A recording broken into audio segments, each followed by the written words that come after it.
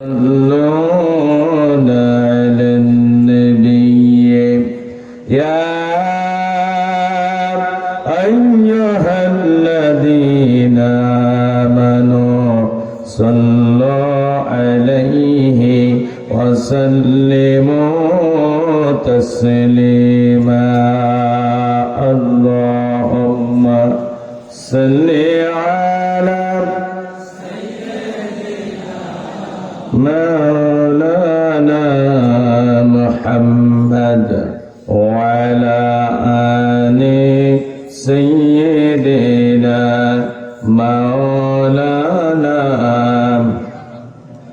আমার নয়নে ভাসে আরবের ছবি মক্কা মদিনাতে আছেন যেন নবী আমার নয়নে ভাসে আরবের ছবি মক্কা মদিনাতে আছেন যেন নবী আমি যেন স্বপ্নে তাহার দেখা পাই আমি যেন স্বপ্নে তাহার দেখা পাই সাল্লাল্লাহু আলাইহি সাল্লাল্লাহু আলাইহি আমি যেন তার হাতে রেখে হাত হৃদয় হৃদয় মিলে জপি শাহাদাত আমি যেন তার হাতে রেখে হাত হৃদয় হৃদয় মিলে জপি শাহাদাত তারি সাথে হিজরতে মদিনাতে যাই তারি সাথে হিজরতে মদিনাতে যাই সাল্লাল্লাহু আলাইহি সাল্লাল্লাহু আলাইহি মসজিদে নববীর আঙিনাতে ওই সাহাবার মাহফিলে আমি যেন রই মসজিদে নববীর আঙিনাতে ওই সাহাবার মাহফিলে আমি যেন রই আমি তার চেহারার জ্যোতিতে হারাই আমি তার চেহারার জ্যোতিতে হারাই সাল্লাল্লাহু আলাইহি সাল্লাল্লাহু আলাইহি আমার নয়নে ভাসে আরবের ছবি মক্কা মদিনাতে আছেন যেন নবী আমি যেন স্বপ্নে তাহার দেখা পাই আমি যেন স্বপ্নে তাহার দেখা পাই সাল্লাল্লাহু আলাইহি সাল্লাল্লাহু আলাইহি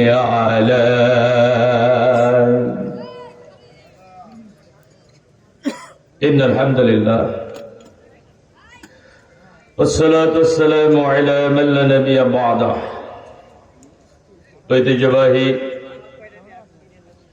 কমারি গ্রামবাসীর উদ্যোগে আয়োজিত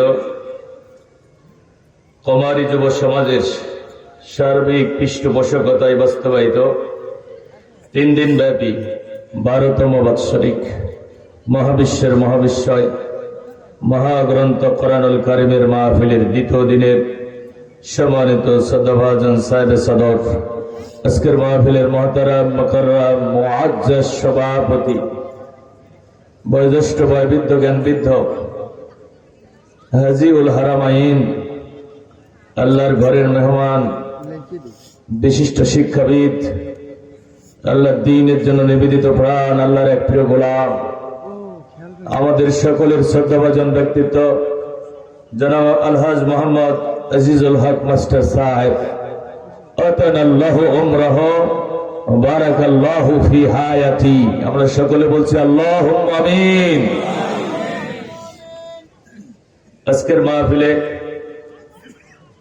প্রাণবন্ত জীবন্ত তাৎপর্যপূর্ণ আলোচনা রেখে আপনাদের ধন্য করেছেন বক্তৃতা জগতের এক উজ্জ্বলতম ধ্রুবতারা আল কোরআনের প্রাণবন্ত ধারাভাষ্যকার বাইতুল ফাল আজম মসজিদের সম্মানিত খতিব, আমার অত্যন্ত হৃদয়ের মানুষ, প্রিয় ভাজন হযরতুল আল্লাহ মাওলানা খন্দকার মাসুদুর রহমান আল্লাহর এই প্রিয় গোলামের জন্য আমরা কলিজা ভরে দোয়া করছি। এই জনপদ ইসলামের পুনরুজ্জাগরণের জন্য আল্লাহ তার এই তরুণ গোলামের কণ্ঠকে কবুল করুন। আরো জোরে বলেন। মঞ্চে উপস্থিত উম্মতের শ্রেষ্ঠ সন্তান সকল আউলিয়াদের আওলাদ, নায়েবে রাসূল, পথহারা পথ ভোলা মানুষের মুক্তির দিশারি, উম্মতের শ্রেষ্ঠ সন্তান হযরত উলামায়ে কেরাম, বিশেষ করে মঞ্চে উপস্থিত আছেন আমার উস্তাদ সমতুল্য অনেক আলেমে দ্বীন, যাদের আলোচনা শুনতে পারলে আমি নিজেকে ধন্য মনে করতাম। গতকাল আলোচনা রেখেছেন আমার শ্রদ্ধাভাজন বয়োজ্যেষ্ঠ বয়োবৃদ্ধ জ্ঞান বৃদ্ধ আলেমে দ্বীন উস্তাদুল আসাতিজা মাওলানা সাদিকুর রহমান সহ অনেক যুগশ্রেষ্ঠ আলেম এখানে বসে আছেন। বিশেষ করে আমার পাশে বসে আছেন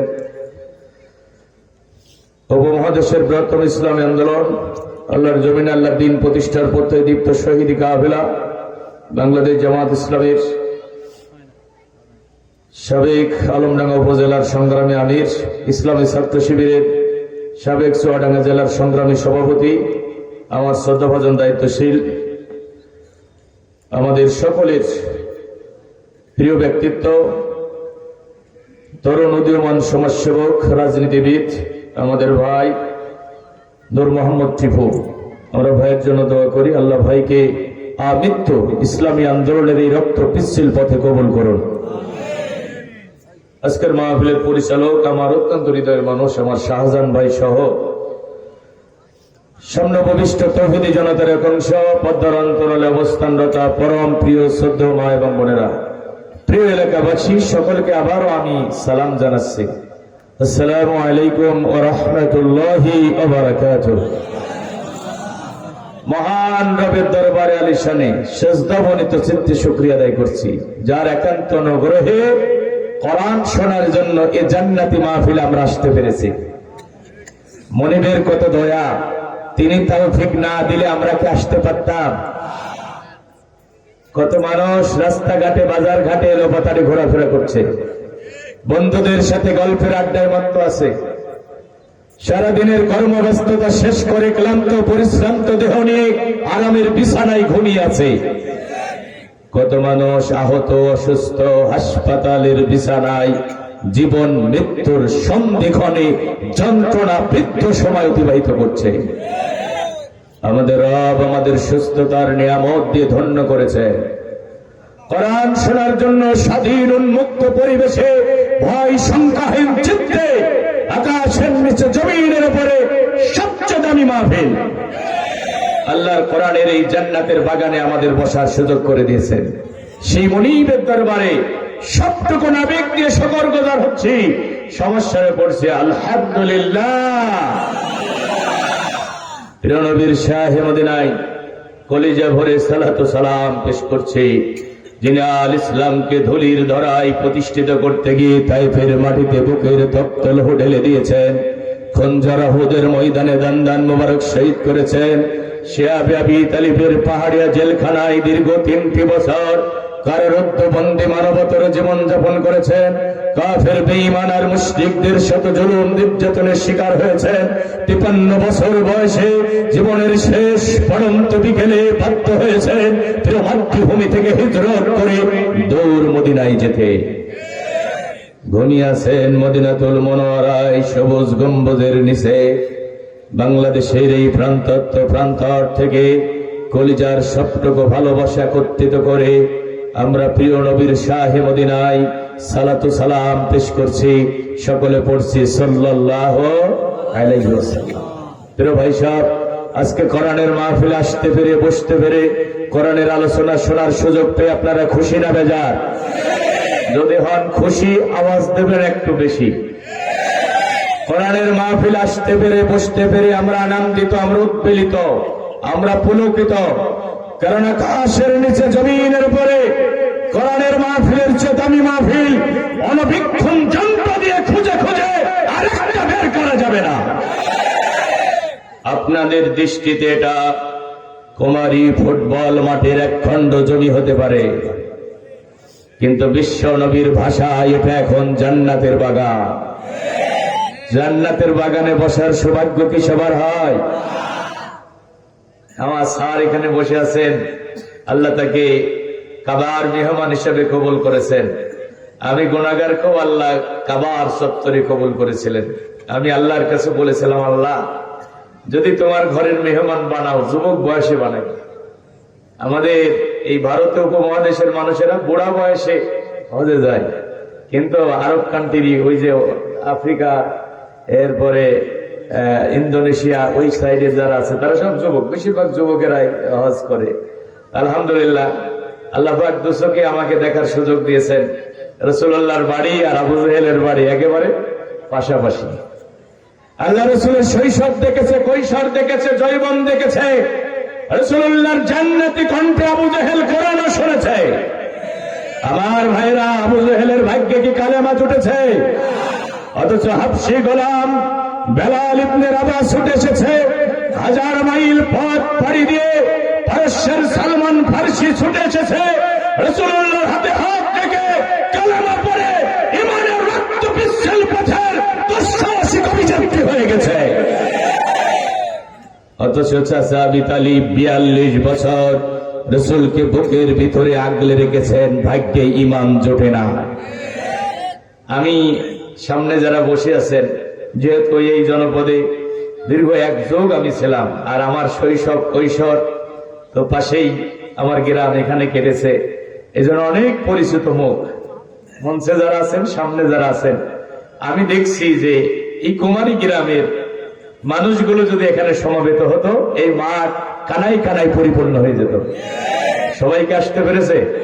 বাইরের গ্রাম থেকে, বাইরের এলাকা থেকে অনেক আল্লাহর বান্দা বান্দিরা এসেছেন, কিন্তু এই গ্রামের মানুষেরা আসতে পারি নাই। আমরা যারা আসতে পেরেছি, আমরা নিঃসন্দেহে সৌভাগ্যবান। কেন সৌভাগ্যবান? এই মাহফিল হলো রহমতের মাহফিল, এই মাহফিল হলো বরকতের মাহফিল, এই মাহফিল হলো গুনাহ মাফের মাহফিল। এই মাহফিলে যারা বসবে তারা কখনো হতভাগা হতে পারে না। কোরআন শুনলে জীবনের গুনাহ মাফ হয়, কোরআন শুনলে ঈমানের কল্যাণ হয়। প্লিজ বিলিভ অর নট, বিশ্বাস করুন অথবা নাই করুন, 2টা শর্ত পূরণ করে যদি কোরআন শুনতে পারেন, এই মাহফিল থেকে যখন বাড়ি যাবেন, ফেরেশতারা আপনাদের কানে কানে বলবে, কুমু মাগফুরাল লাকুম, ও আল্লাহর বান্দারা, এখন তোমরা ওঠো, তোমাদের ক্ষমা করে দেওয়া হয়েছে। আর ফেরেশতারা বলবে, কদ কদ বুদলাত সাইয়্যাতিকুম হাসানাত, তোমাদের শুধু ক্ষমা করা হয় নাই, তোমাদের জীবনের গুনাহগুলো সওয়াবে পরিণত করে দেওয়া হয়েছে। শর্ত হলো 2টা। কয়টা? 1 নম্বর, কোরআন শুনতে হবে এবং মানতে হবে। কোন যুক্তি পেশ করা যাবে না। আল্লাহ এবং রাসূল যা বলেছে শোনার সাথে সাথে মেনে নিতে হবে। এখানে কোনো লজিক পেশ করার সুযোগ নাই। কথাটা যদি মসজিদের ইমাম বলে, কোন নেতা বলে, কোন নেত্রী বলে, ওইটা মানারও একটা নীতিমালা আল্লাহ কোরআনে দিয়ে দিয়েছেন। সূরা নিসার ভিতরে আল্লাহ বলছে, শোনো, ফাইন তানাজাতুম ফি শাইইন ফারুদ্দুহু ইলাল্লাহি ওয়ার রাসূল। তোমার নেতা যখন তোমাকে কোনো নির্দেশ দেবে, দুনিয়ার কোন মানুষ যখন তোমার সামনে কোনো বক্তব্য স্থাপন করবে, ওটা কোরআনের কাছে ফিরিয়ে দেবে, ওটা রাসূলের হাদিসের কাছে ফিরিয়ে দেবে। যদি মিলে যায়, সন্তুষ্ট চিত্তে মেনে নেবে, আর যদি না মেলে ডাস্টবিনে ছুড়ে ফেলে দেবে। আল্লাহ এবং রাসূল যা বলেছে ভালো লাগলেও মানতে হবে, না লাগলেও মানতে হবে। এখানে কোনো অভিযোগ পেশ করার সুযোগ নাই। 2 নম্বর, আল্লাহকে না দেখে ভয় করে চলার নীতিমালা অনুসরণ করতে হবে। ইন্নামা তুনজিরু মান ইত্তাবা'আজ যিকরা ওয়া খাশিয়ার রাহমান বিল গায়ব। ও নবী, কোরআনের আলোচনা যত তুমি তাদেরকে শোনাবে নবী যারা কোরআন শুনবে এবং মেনে নেবে, আর ওদের না দেখা আল্লাহকে ভয় করে জীবন পরিচালনা করবে। আমার সামনে যারা বসে আছেন, আমি জিজ্ঞাসা করতে চাই, আপনারা কি কখনো আল্লাহকে দেখেছেন? আল্লাহকে না দেখে ভয় করতে হবে। ও নবী, যারা কোরআন শুনবে এবং মানবে আর আমি আল্লাহকে ভয় করে জীবন পরিচালনার সিদ্ধান্ত নেবে, ওই কোরআনের মাহফিলের শ্রোতাদেরকে জানাইয়া দাও, ওই কোরআনের মাহফিলে যারা উপস্থিত হয়েছে তাদেরকে সুসংবাদ দেয়া দাও, ফাবাশশিরহু বিমাগফিরা, ওদের রব ওদের জীবনের সব গুনাহগুলো মাফ করে দেবে। এ ওয়াদা কার? আল্লাহ বলেন, আমি শুধু জীবনের গুনাহ মাফ করব না, ওয়াজরিন কারীম, আমি আল্লাহ ওদের সম্মানজনক পুরস্কার দিয়া দেব। জীবনের গুনাহ মাফ করব, সম্মানজনক পুরস্কার দেব, ওয়াদা কার? তাহলে কোরআন যা বলেছে ভালো লাগলেও মানা লাগবে, না লাগলেও মানা লাগবে। মাঝখানে শরীয়ত সম্মত ওজর ছাড়া উঠা বসা করা যাবে। আজকের এই মাহফিলটা আমার আপনার জীবনের শেষ মাহফিল হয়ে যেতে পারে। আগামীকালের মাহফিলে বসতে পারবো এমন গ্যারান্টি কি আমাদের কারো কাছে আছে? জীবনের শেষ মাহফিল মনে করে আমরা আলোচনা শুনবো। এখানে যারা বসেছেন অনেকের মা নাই, বাবা নাই, আপনজন বিদায় নিয়ে হাজার হাজার মন মাটি বুকে কবরে ঘুমিয়ে গেছে। আমার ভাইরা, আমি তো প্রায় মাহফিলে বলি, আত্মস্বজন বিদেশে গেলে মোবাইল টেলিফোনে খোঁজ নেওয়া যায়, চিঠিপত্রের মাধ্যমে খোঁজ নেওয়া যায়, টেলিফোন টেলিগ্রামে খোঁজ নেওয়া যায়। জনম দুঃখিনী মা আর জনম দুঃখী পিতাকে ওই যে সাদা কাপড়ে জড়াইয়া চার বিহারার পালকিতে চড়াইয়া ঘুমন্ত কবরে চিরনিদ্রায় শায়িত করে রেখে আসা হলো। বাড়ির পাশে আমবাগানের বাড়ির গোরস্থান ময়দানে আব্বা ঘুমায়, আম্মা ঘুমায়। জীবনে একটা বারের জন্য খোঁজ নিয়ে জানা গেল না আব্বা আম্মা আপনজনেরা কবরে কি অবস্থায় রয়েছে। প্রিয় নবী বলেন, সমুদ্রের মাঝখানে ডুবন্ত মানুষ যতটা অসহায়, কবরে শায়িত ব্যক্তি তার চেয়ে বেশি অসহায়। মৃত ব্যক্তির জন্য শ্রেষ্ঠ হাদিয়া হলো দোয়া। দোয়া যারা বিদায় নিয়ে চলে গেছে, বাড়ি চাই না, গাড়ি চাই না, দামি খাবারের বাইনা করে না, তারা একটুখানি দোয়ার কাঙাল, একটুখানি দোয়ার কাঙাল। বলেন তো দেখি, মা বাবা আপনজনদের জন্য দোয়া করার দরকার আছে না? এই জান্নাতি মাহফিল থেকে যেখানে হাজার হাজার রহমতের ফেরেশতা নাজিল হয়েছে, ও হাফাতুহুমুল মালায়েকা, এই মাহফিলের চতুর্পাশে আমার রব হাজার হাজার ফেরেশতা নাজিল করেছেন, এই মাহফিলটা আবৃত করে রেখেছেন। ও গশিয়াতুমুর রহমা, এখানে বৃষ্টির মতো রহমতের বারিধারা বর্ষণ হচ্ছে। এই রহমতের মাহফিল থেকে আমাদের মা বাবার জন্য দোয়া করব। আবার আমরা যারা এখানে কোরআনের কথা বলছি এবং শুনছি, আমরা কেউ কি বুকে হাত দিয়ে দাবি করতে পারবো যে আমরা জীবনে কোনোদিন কোনো গুনাহ করি নাই? সভাপতি মহোদয় কি বলতে পারবেন যে আমার জীবনে কোনো গুনাহ নাই? কেউ বলতে পারবে না আমাদের জীবনে গুনাহ নাই।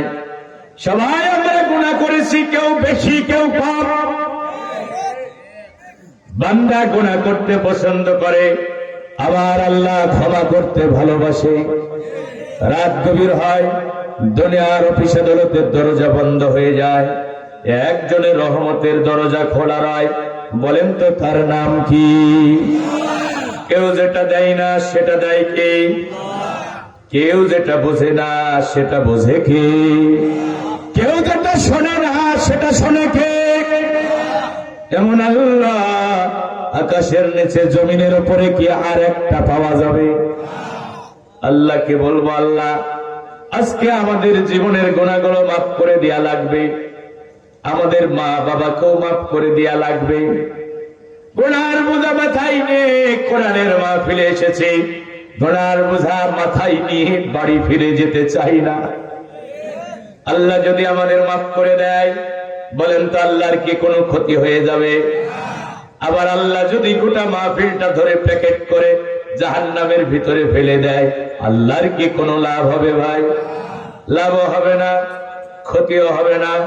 বরং আমার আল্লাহ বলেন, ক্বালাল্লাহু তাআলা ইয়া আবনা আদম, আল্লাহ বলেন, হে আদমের সন্তানেরা, ইন্নাকা মা দাআউতানি ওয়া রাযাউতানি গফারতু লাক। হে আদমের সন্তানেরা, তোমরা আমাকে ডাকবে, আমার কাছে ক্ষমা চাইবে, আমি তোমাদের রব গফারতু লাক, তোমাদের ক্ষমা করতেই থাকব।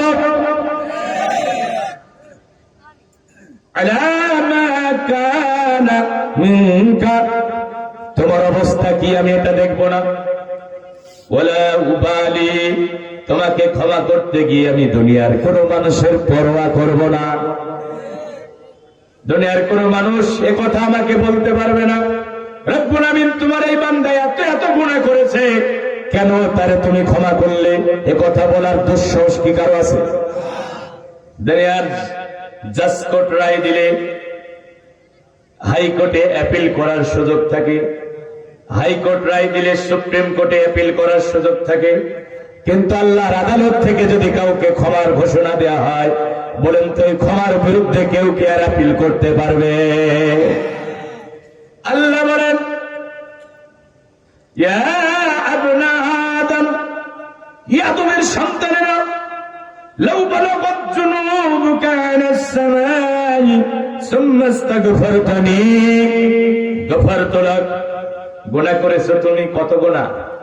তোমার গুনাহ যদি দুনিয়ার সীমানা পেরিয়ে আমার আকাশের জগৎকে স্পর্শ করে, আর এই অবস্থায় যদি তুমি আমার কাছে ক্ষমা চাও, আমি তোমার রব, এত দয়ালু, এত তোমার প্রতি স্নেহময়, এত রহম দিল, আমি তোমার রব। দুনিয়া পরিমাণ গুনাহ করো, যদি তুমি আমার কাছে ক্ষমা চাও, তোমার গুনাহ যদি দুনিয়ার সীমানা পেরিয়ে আমার আকাশের জগৎকে স্পর্শ করে, আর এই অবস্থায় যদি আমার কাছে তুমি ক্ষমা চাও, আমি তোমার রব বলছি, তোমাকে ক্ষমা করে দেয়া হবে। একটু জোরে বলা যাবে কি সুবহানাল্লাহ? তবে একটা গুনাহ আমি ক্ষমা করব না, সেটা কি? আমি ওই যে সেদিন আলমডাঙ্গা শহরে বলেছিলাম, এই হাদিসটা আমার ওই দিন বলা উচিত ছিল, ইয়া ইবনা আদম লাউ আন্নাকা আতাইতানি বিতুরাবিল আরদি খাতায়া, তুমি যদি দুনিয়া পরিমাণ গুনাহ নিয়ে হাসরের ময়দানে দাঁড়াও, কি পরিমাণ? আজ সুম্মা লাকিতানি লা তুশরিকু বি শাইয়া, তোমার এই গুনার ভিতরে যদি শিরকের গুনাহ না থাকে, আল্লাহ বলছেন, আতাইতুকা বিতুরাবিহা মাগফিরা, আমি তোমার রব তার চেয়ে বেশি ক্ষমা নিয়ে তোমার সাথে মোলাকাত করব। আরো জোরে বলেন। হ্যালো ভাইরা আমার, আজকে আমরা আমাদের জীবনের গুনাহগুলো আল্লাহর কাছে ক্ষমা চেয়ে নিয়ে শেষ মোনাজাত করে বাড়ি যাব ইনশাআল্লাহ। আমি লম্বা সময় বলবো না ইনশাআল্লাহ, কারণ সেই আগস্টের 12 তারিখে শুরু করেছি। প্রতিদিন দেশের বিভিন্ন জনপদ এবং প্রান্তরে কথা বলতে হচ্ছে। গতকালও আমার প্রোগ্রাম ছিল রংপুর, অসুস্থ শরীর নিয়ে রংপুর পীরগাছাতে প্রোগ্রাম করে আবার রাতে রওনা দিয়েছি। আমি শারীরিকভাবে অসুস্থ, আর এবার এমন অবস্থা, শুধু চুয়াডাঙ্গা জেলাতে মনে হয় যদি 70-80টা প্রোগ্রাম দিতে পারতাম, তাহলে হয়তো মানুষকে সন্তুষ্ট করতে পারতাম। তো দেশের বিভিন্ন এলাকায় আগে থেকেই শিডিউল নেওয়া আছে, এই জন্য অনেক ভাইকে প্রোগ্রাম দিতে পারছি না, অনেকে কষ্ট পাচ্ছেন, অনেকেই বারবার ফোন দিচ্ছেন। আজকেও অনেক ভাইরা দেখা করতে আসছিল, আমি বললাম যে আসার দরকার নাই, আমি সর্বাত্মক চেষ্টা করব ডেট দেওয়ার জন্য। ভাইরা আমার যারা প্রোগ্রাম নিয়েছেন তাদের ডেট মাইনাস করলে তারা তো কষ্ট পায়, এজন্য তাদেরকে না করাও কষ্ট। আবার এমন কিছু মানুষ ফোন করে তাদেরকে ফিরিয়ে দেওয়াও কষ্ট, মানে একটা উভয় সংকটে আছে। ভাইরা আমার, আল্লাহ পাক রব্বুল আমিন যে কথাগুলো বললে আপনাদের দুনিয়া এবং আখিরাতের কল্যাণ হয়, এমন কিছু কথা আমার জবান দিয়ে আপনাদের সামনে কোরআন এবং হাদিসের অথেন্টিক দলিল দিয়ে পেশ করার তৌফিক দান করুন। আমরা বলছি আল্লাহুম্মা আমিন। আমি আবার অনুরোধ করছি, শরীয়ত সম্মত ওজর ছাড়া আমরা কেউ মাঝখানে উঠা বসা করবো না। এটা রহমতের দরিয়ার ভিতরে বসে আছে, এটা তো সৌভাগ্যের ব্যাপার ভাই। কোরআনের মাহফিলে বসতে পারে, এটা চরম সৌভাগ্যের ব্যাপার। এজন্য খুব হৃদয় দিয়ে আমার কথাগুলো শুনবেন। বাইরে আমার, এখানে যারা আপনারা বসেছেন, আমি জানতে চাচ্ছি আপনারা জাহান্নামের আগুন থেকে বাঁচতে চান কিনা? একটা আওয়াজ দিয়ে বলবেন। মঞ্চে যারা আছি, সামনে যারা আছি, পর্দার অন্তরালে যারা আছে, সবাই আমরা জাহান্নামের আগুন থেকে বাঁচতে চাই। একজনও আমরা জাহান্নামে যেতে চাই না। সবাই জাহান্নামের আগুন থেকে বাঁচতে চাই। তাহলে জাহান্নামে যেহেতু যেতে চাই না, তাহলে কোথায় যেতে চাই? জোরে বলেন। জান্নাতে যেতে চাই। কেউ জাহান্নামে যেতে চাই না। জান্নাতে কেন যেতে চাই? জান্নাতে এজন্য যেতে চাই, জান্নাতে যেতে পারাটাই হলো মানুষের জীবনের সবচেয়ে বড় সফলতা। আপনি কোটি কোটি টাকার মালিক হয়েছেন, আপনি নিজেকে মনে মনে সফল ভাবতে পারেন। আপনি গুলশানে বাড়ি বানিয়েছেন, ধানমন্ডিতে বাড়ি বানিয়েছেন, মার্সিডিজ গাড়িতে ঘুরে বেড়ান, এসি রুমে ঘুমান, এমপি হয়েছেন, মিনিস্টার হয়েছেন, রাষ্ট্রপতি চেয়ার পেয়েছেন, মনে মনে নিজেকে সফল ভাবলেও ভাবতে পারেন। ছেলেরে ডাক্তার বানিয়েছেন, ডিসি বানিয়েছেন, এসপি বানিয়েছেন, আপনি নিজেকে একজন সফল পিতা ভাবতেই পারেন। আমি 3-4 বছর আগে মনিরামপুর রাজগঞ্জ এলাকায় একটা মাহফিলে গেলাম। মসজিদের ভিতরে বসে আছি, আল্লাহর এক বান্দার সাথে আমাকে পরিচয় করিয়ে দেওয়া হচ্ছে। বলা হলো ইনি হলেন আমাদের এলাকার সফল পিতা। আমি বললাম কিভাবে সফল? তো লোকেরা বলল যে ইনার 3টা ছেলে, একটা ডাক্তার, একটা ইঞ্জিনিয়ার, একটা ব্যারিস্টার, ইনি হলেন সফল পিতা। তা আমি বললাম দুনিয়াবি দৃষ্টিতে উনি সফল হতে পারেন, কিন্তু প্রকৃত সফল কারা? আজ থেকে 1400 বছর আগে কুরআন নাজিল করে আমার রব তাদের পরিচয় তুলে ধরেছে। ভাইরা আমার, কারা সফল? সূরা আল ইমরানে আল্লাহ বলছেন, কুল্লু নাফসিন যায়িকাতুল মাউত, সবাইকে একদিন মরে যেতে হবে। প্রধানমন্ত্রী একদিন মরে যাবে, রাষ্ট্রপতি একদিন মরে যাবে, প্রধান উপদেষ্টা ডক্টর ইউনূস একদিন মারা যাবে। এই যে পাশে সভাপতির চেয়ারে বসে আছেন আলহাজ মাস্টার আজিজুল হক, তিনিও একদিন মারা যাবেন। এই দুনিয়াতে চিরস্থায়ী ভাবে কেউ থাকতে পারবে না। এই কুমারী গ্রামে আজ থেকে 150-200 বছর আগে যে মানুষগুলো বসবাস করত, আমি আপনাদের বিবেকের কাছে প্রশ্ন ছড়ে দিতে চাই, তারা কি একজনও এখন আছে? ভাই, 200 বছর আগে যারা ছিল এখন তারা কেউ নাই। আবার আজ থেকে 100 বছর পরে, 150 বছর পরে এখানে যারা আমরা বসে আছি, আমাদের একজনকেও পাওয়া যাবে না। সবাইকে মরে যেতে হবে, মৃত্যুর হাত থেকে কেউ বাঁচতে পারবে না। স্বাধীনতা সংগ্রামের অভিসংবাদিত নেতা ছিলেন বঙ্গবন্ধু শেখ মুজিবুর রহমান, তিনি কি এখন আছেন? জনপ্রিয় জননন্দিত প্রেসিডেন্ট ছিলেন জিয়াউর রহমান, তিনি কি এখন আছেন? উত্তর জনপদের গণমানুষের নেতা ছিলেন হুসাইন মোহাম্মদ এরশাদ, দীর্ঘ 9 বছর দাপটের সাথে রাষ্ট্র পরিচালনা করেছে। আমি আপনাদের কাছে জানতে চাই, এরশাদ চাচা কি এখন আছে? দীর্ঘ 50 বছর বাংলাদেশের শহর নগর বন্দরে, গ্রাম থেকে গ্রামান্তরে কোরআনের তাফসীর পেশ করেছেন বিশ্বনন্দিত কোরআনের মুফাসসির, আল কোরআনের বুলবুলি, বিশ্ব ইসলামী আন্দোলনের নেতা, জামানার মুজাদ্দিদ, সিংহ পুরুষ আল্লামা দেলাওয়ার হোসাইন সাইদি, তিনি কি এখন আছেন? ওই পিরোজপুরের মাটিতে অশ্রুসিক্ত নয়নে আমরা আল্লাহর বান্দাকে দাফন করে এসেছি। ভাইয়েরা আমার, সবাইকে চলে যেতে হবে, কেউ দুনিয়াতে চিরস্থায়ী ভাবে থাকতে পারবে? পৃথিবী আমার আসল ঠিকানা নয়, মরণ একদিন মুছে দিবে সকল রঙিন পরিচয়। পৃথিবী আমার আসল ঠিকানা নয়।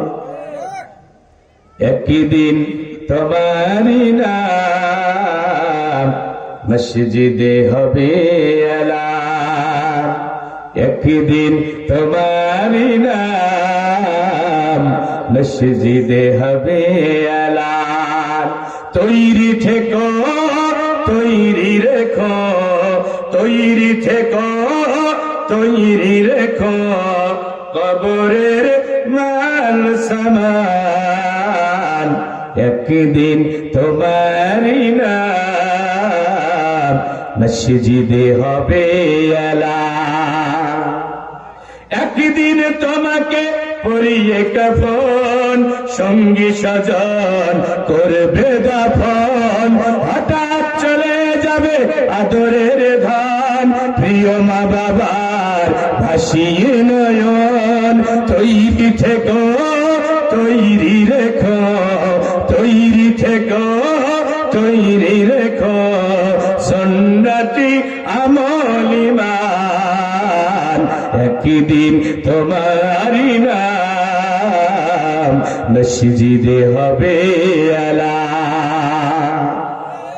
ও আমার ভাইরা, পাকিস্তানের সাবেক প্রধানমন্ত্রী ছিল লিয়াকত আলী খান। লোকটা যাতে ছিল পাঠান, সবসময় বন্দুকধারী বডিগার্ড নিয়ে চলাফেরা করত।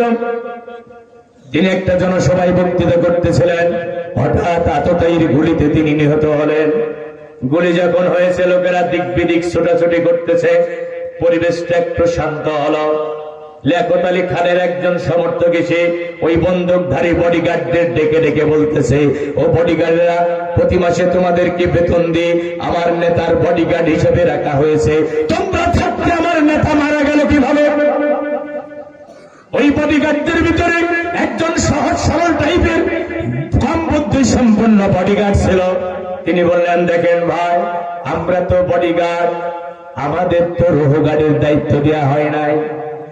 আমরা বডিগার্ডেরা বডি পাহারা দিচ্ছি, মাঝখান থেকে রোহর মালিক রোহ নিয়ে চলে গেছে।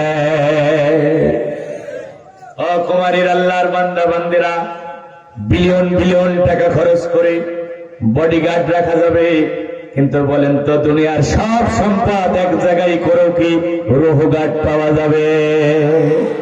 সামান যখন জারি হয়ে যাবে, দুনিয়ার কোন ডাক্তার কবিরাজ আমাকে আপনাকে বাঁচাতে পারবে না। মরতেই হবে। মৃত্যু থেকে কেউ বাঁচতে পারবে?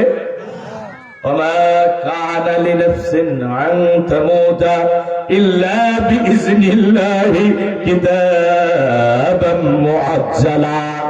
শোনো গোলাম, তুমি শোনো, তোমার মৃত্যু হবে না আমি আল্লাহর হুকুম ছাড়া। আর মৃত্যুর সময় আমি আল্লাহ একটা নির্দিষ্ট কিতাবে লিপিবদ্ধ করে রেখেছি। সময় যখন হয়ে যাবে, বিছানায় ঘুমিয়ে থাকলেও সকালবেলা ওঠার সুযোগ হবে। আল্লাহ বলছে, তুমি মরে যাবা। এখন তুমি শোনো, কোথায় তোমার জীবনের সফলতা, তুমি শোনো। فمن زحزح عن النار وادخل الجنة فقد فاز। যদি তুমি মরণের পরে জাহান্নামের আগুন থেকে বাঁচতে পারো, আর এই রাজ নিয়ামতে ভরা জান্নাতে অনুপ্রবেশের অনুমোদন যদি তোমার ভাগ্যে জুটে যায়, এটাই হলো তোমার জীবনের সবচেয়ে বড় সফলতা। এই সফলতার কথা কে বললেন? তো জোরে বলেন। জাহান্নামের আগুন থেকে বাঁচতে পারাটাই হলো সবচেয়ে বড় সফলতা। আমার ভাইরা, শিল্পপতি গুলশানে বাড়ি, বনানীতে বাড়ি, ধানমন্ডিতে বাড়ি, মার্সিডিজ গাড়িতে ঘুরে বেড়াই, এসি রুমে ঘুমাই। ওই চৌধুরী শিল্পপতি যদি রাতের বেলা মারা যায়, স্বজনেরা কি করুণা করে রাতটুকু এসি রুমে থাকার সুযোগ দেবে? ভাই, এসি রুম থেকে বের করে বাড়ির বারান্দায় মসজিদের খাটিয়ার উপরে শোয়া দেবে। প্রতিটা মসজিদের বারান্দায় একটা করে খাটিয়া আছে না নাই?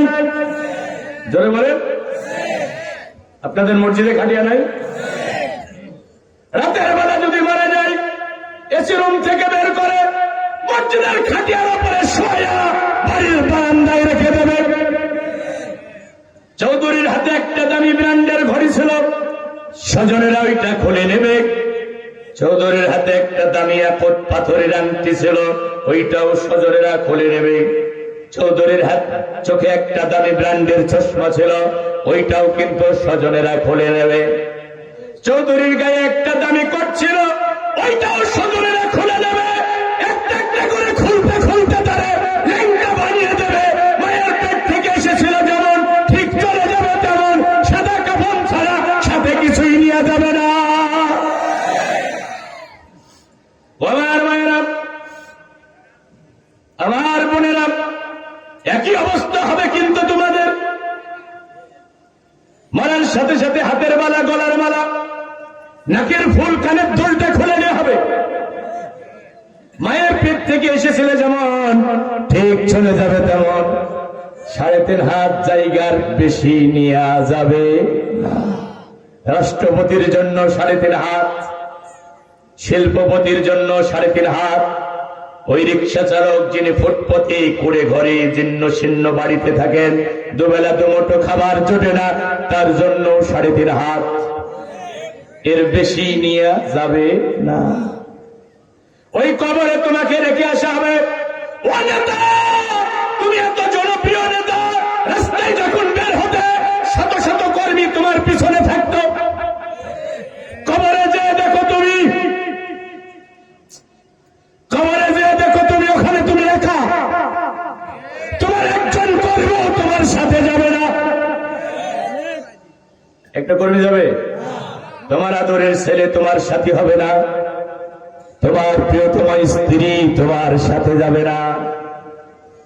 যাবে কি?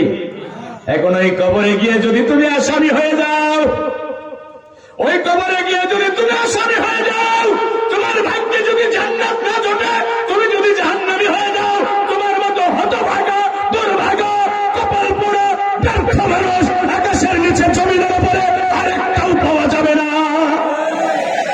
তুমি ব্যর্থ, তুমি হতভাগা, যদি তোমার ভাগ্যে জান্নাত না জোটে। ওমাল হায়াতুদ দুনিয়া ইল্লা মাতাউল গুরুর। দুনিয়া একটা খেলতামাশা, একটা রঙ্গমঞ্চ। This is the stage of drama. এটা একটা নাট্যমঞ্চ। রিভাবটা বাড়িয়ে দেন, ইকোটা একটু কমাই দেন। ভাইরা আমার, জাহান্নামের আগুন থেকে বাঁচতে পারাটাই হলো মানুষের জীবনের চূড়ান্ত সফলতা। এই জাহান্নামের আগুন থেকে বাঁচতে চান কিনা? জোরে বলেন। তোমার আদরের ছেলে, তোমার প্রিয়তম স্ত্রী, তোমার সঙ্গী সাথী একজনও তোমার পাশে থাকবে। যেতে হবে শূন্য হাতে, যেতে হবে শূন্য হাতে, সঙ্গে কেহ যাইবে না। 3.5 হাত জায়গা পাবি, পাবি না রে বিছানা। 3.5 হাত জায়গা পাবি, পাবি না রে বিছানা। ভাইরা আমার, তাহলে জাহান্নামের আগুন থেকে বাঁচা যাবে কি কাজ করলে, এইটা আজকে আমি আপনাদের সামনে বলবো। জাহান্নামের আগুন থেকে বাঁচার পন্থা বলে দিয়েছেন কে? জোরে বলতে হবে। আল্লাহ চাই না তার কোন বান্দা, তার কোন বান্দি জাহান্নামী হোক। এই জন্য জাহান্নামের আগুন থেকে বাঁচার জন্য আল্লাহ পাক একটা ব্যবসার কথা বলেছেন। একটা ব্যবসা করলে জাহান্নামের কঠিন যন্ত্রণাদায়ক আযাব থেকে বাঁচা যাবে। এটা কে বলেছে? আওয়াজ দিয়ে বলেন, আল্লাহর কথা কি মিথ্যা হতে পারে? ওয়াদাল্লাহি হাক্কা, আল্লাহর ওয়াদা হলো সত্য ওয়াদা।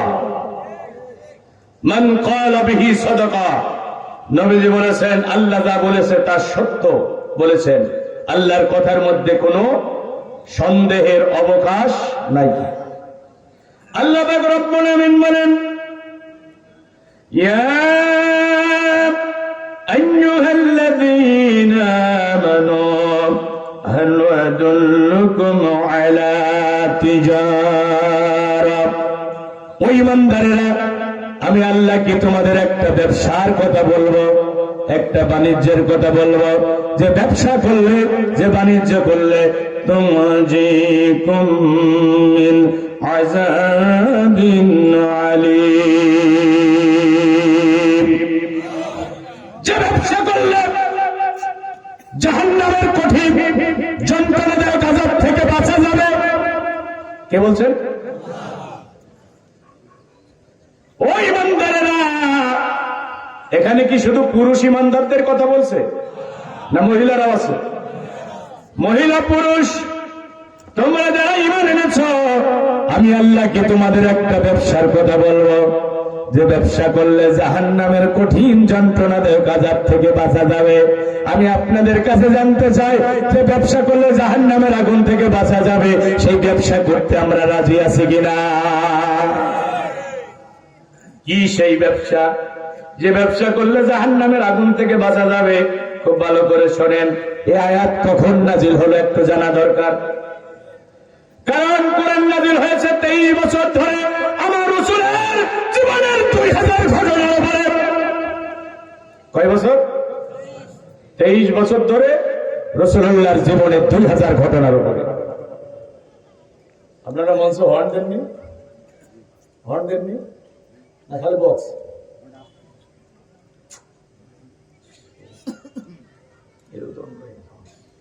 ভাইরা আমার,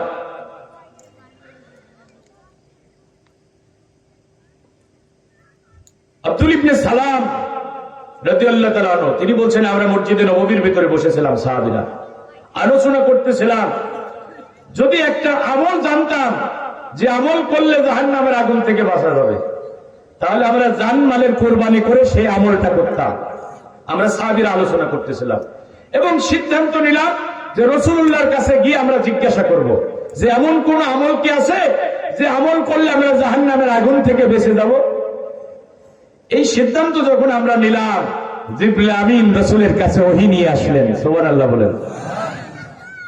ও ঈমানদারেরা, তোমরা জানতে চাচ্ছ কি আমল করলে জাহান্নামের আগুন থেকে বাঁচা যাবে? শোনো, আমি আল্লাহ সেই আমলের কথা তোমাদের বলে দিচ্ছি।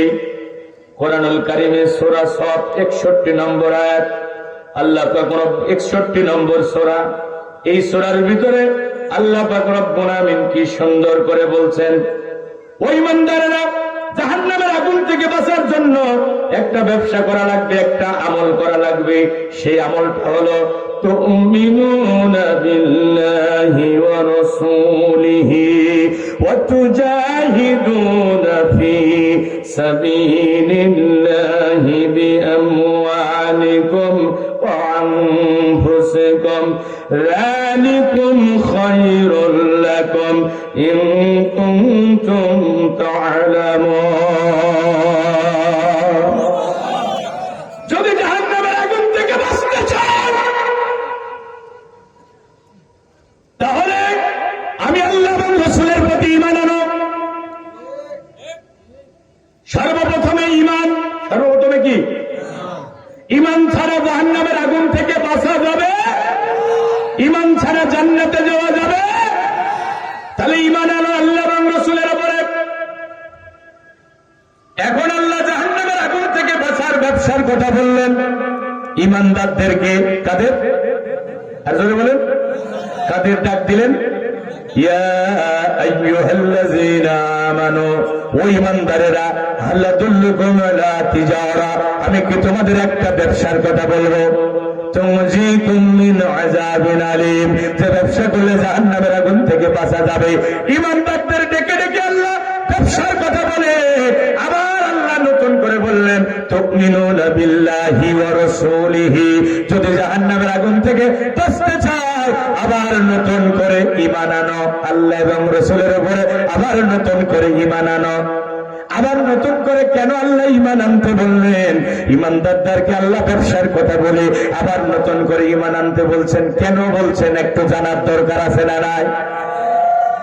2007 সালে চুয়াডাঙ্গা শ্রীমন্ত টাহারাল ময়দানে একটা প্রোগ্রামে আমি উপস্থিত ছিলাম। শহীদ আব্দুল কাদের মোল্লা ভাই এ আয়াত তেলাওয়াত করে ব্যাখ্যা করেছিলেন। আজও আল্লাহর বান্দার চেহারাটা আমার চোখের সামনে যেন চিরভাস্বর হয়ে প্রস্ফুটিত হয়ে ওঠে, তার কথাগুলো যেন এখনো আমার কানে প্রতিধ্বনিত হয়। তিনি বললেন, শোনো শোনো শোনো, আল্লাহ আবার নতুন করে ঈমান আনতে বললেন, কারণ যে দুর্বল ঈমান তোমাদের আছে, যে ঢিলে ঢালা ঈমান তোমাদের আছে, এই ঈমান দিয়ে জাহান্নামের আগুন থেকে বাঁচার ব্যবসা করা যাবে না। এই ব্যবসা করতে হলে মজবুত কঠিন ঈমানের অধিকারী হতে হবে। দুর্বল ঈমান দিয়ে এ ব্যবসা করা যাবে? ঈমানটা মজবুত হতে হবে, কারণ ব্যবসার রাস্তাটা ফুল বিছানো নয়, ব্যবসার রাস্তাটা ফুল বিছানো নয়। জাহান্নামের আগুন থেকে বাঁচতে হলে গড্ডালিকায় গা ভাসিয়ে পুষ্পসজ্জায় জীবন অতিবাহিত করে আনুষ্ঠানিক কিছু ইবাদত বন্দেগী করে জাহান্নামের আগুন থেকে বাঁচা যাবে না। জাহান্নামের আগুন থেকে যদি বাঁচতে চাও এমন ব্যবসা করতে হবে, এই ব্যবসার রাস্তাটা দুর্গম বন্ধুর কণ্ঠকে কিন্নময়, এই ব্যবসার রাস্তা পাথার বিন্দু চলে ভরা।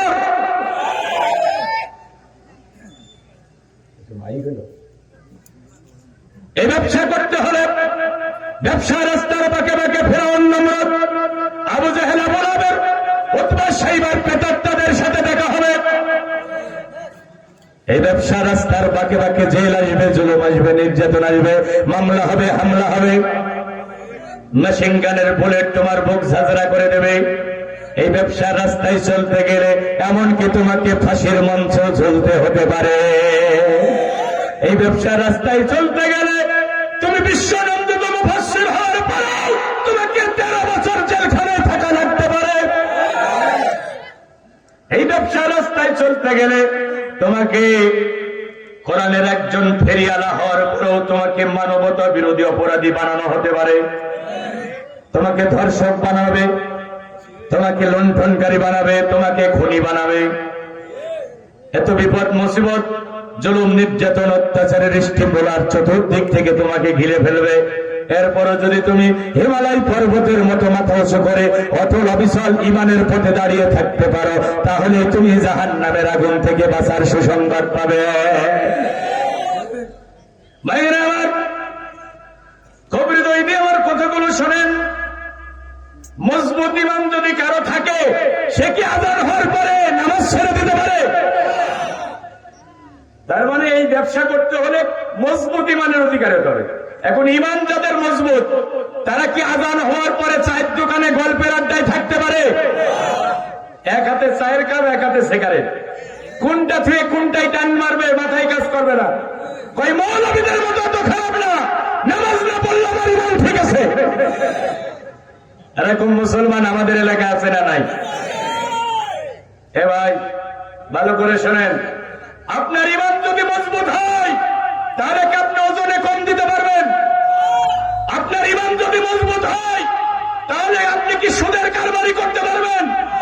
আপনার ঈমান যদি মজবুত হয় আপনার বউ আপনার মেয়েকে কি বেপরদায় রাস্তায় বের করতে পারবেন? আপনার ঈমান যদি মজবুত হয় তাহলে আমি আপনাদের কাছে জানতে চাই, আপনি কি কারণ আমি মিথ্যা মামলা দিতে পারবেন? কথা বলেন না কেন? মজবুত ঈমান যাদের আছে তারা কখনো তার হাতের দ্বারা, তার জবানের দ্বারা কোন মুসলমানের ক্ষতি হতে পারে না।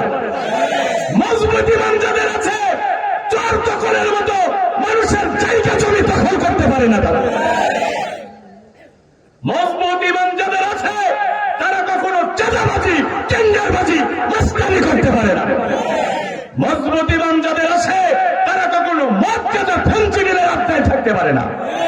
মজবুত ঈমান যাদের আছে, তারা কখনো মা বাবার সাথে বেয়াদবি করতে পারে না।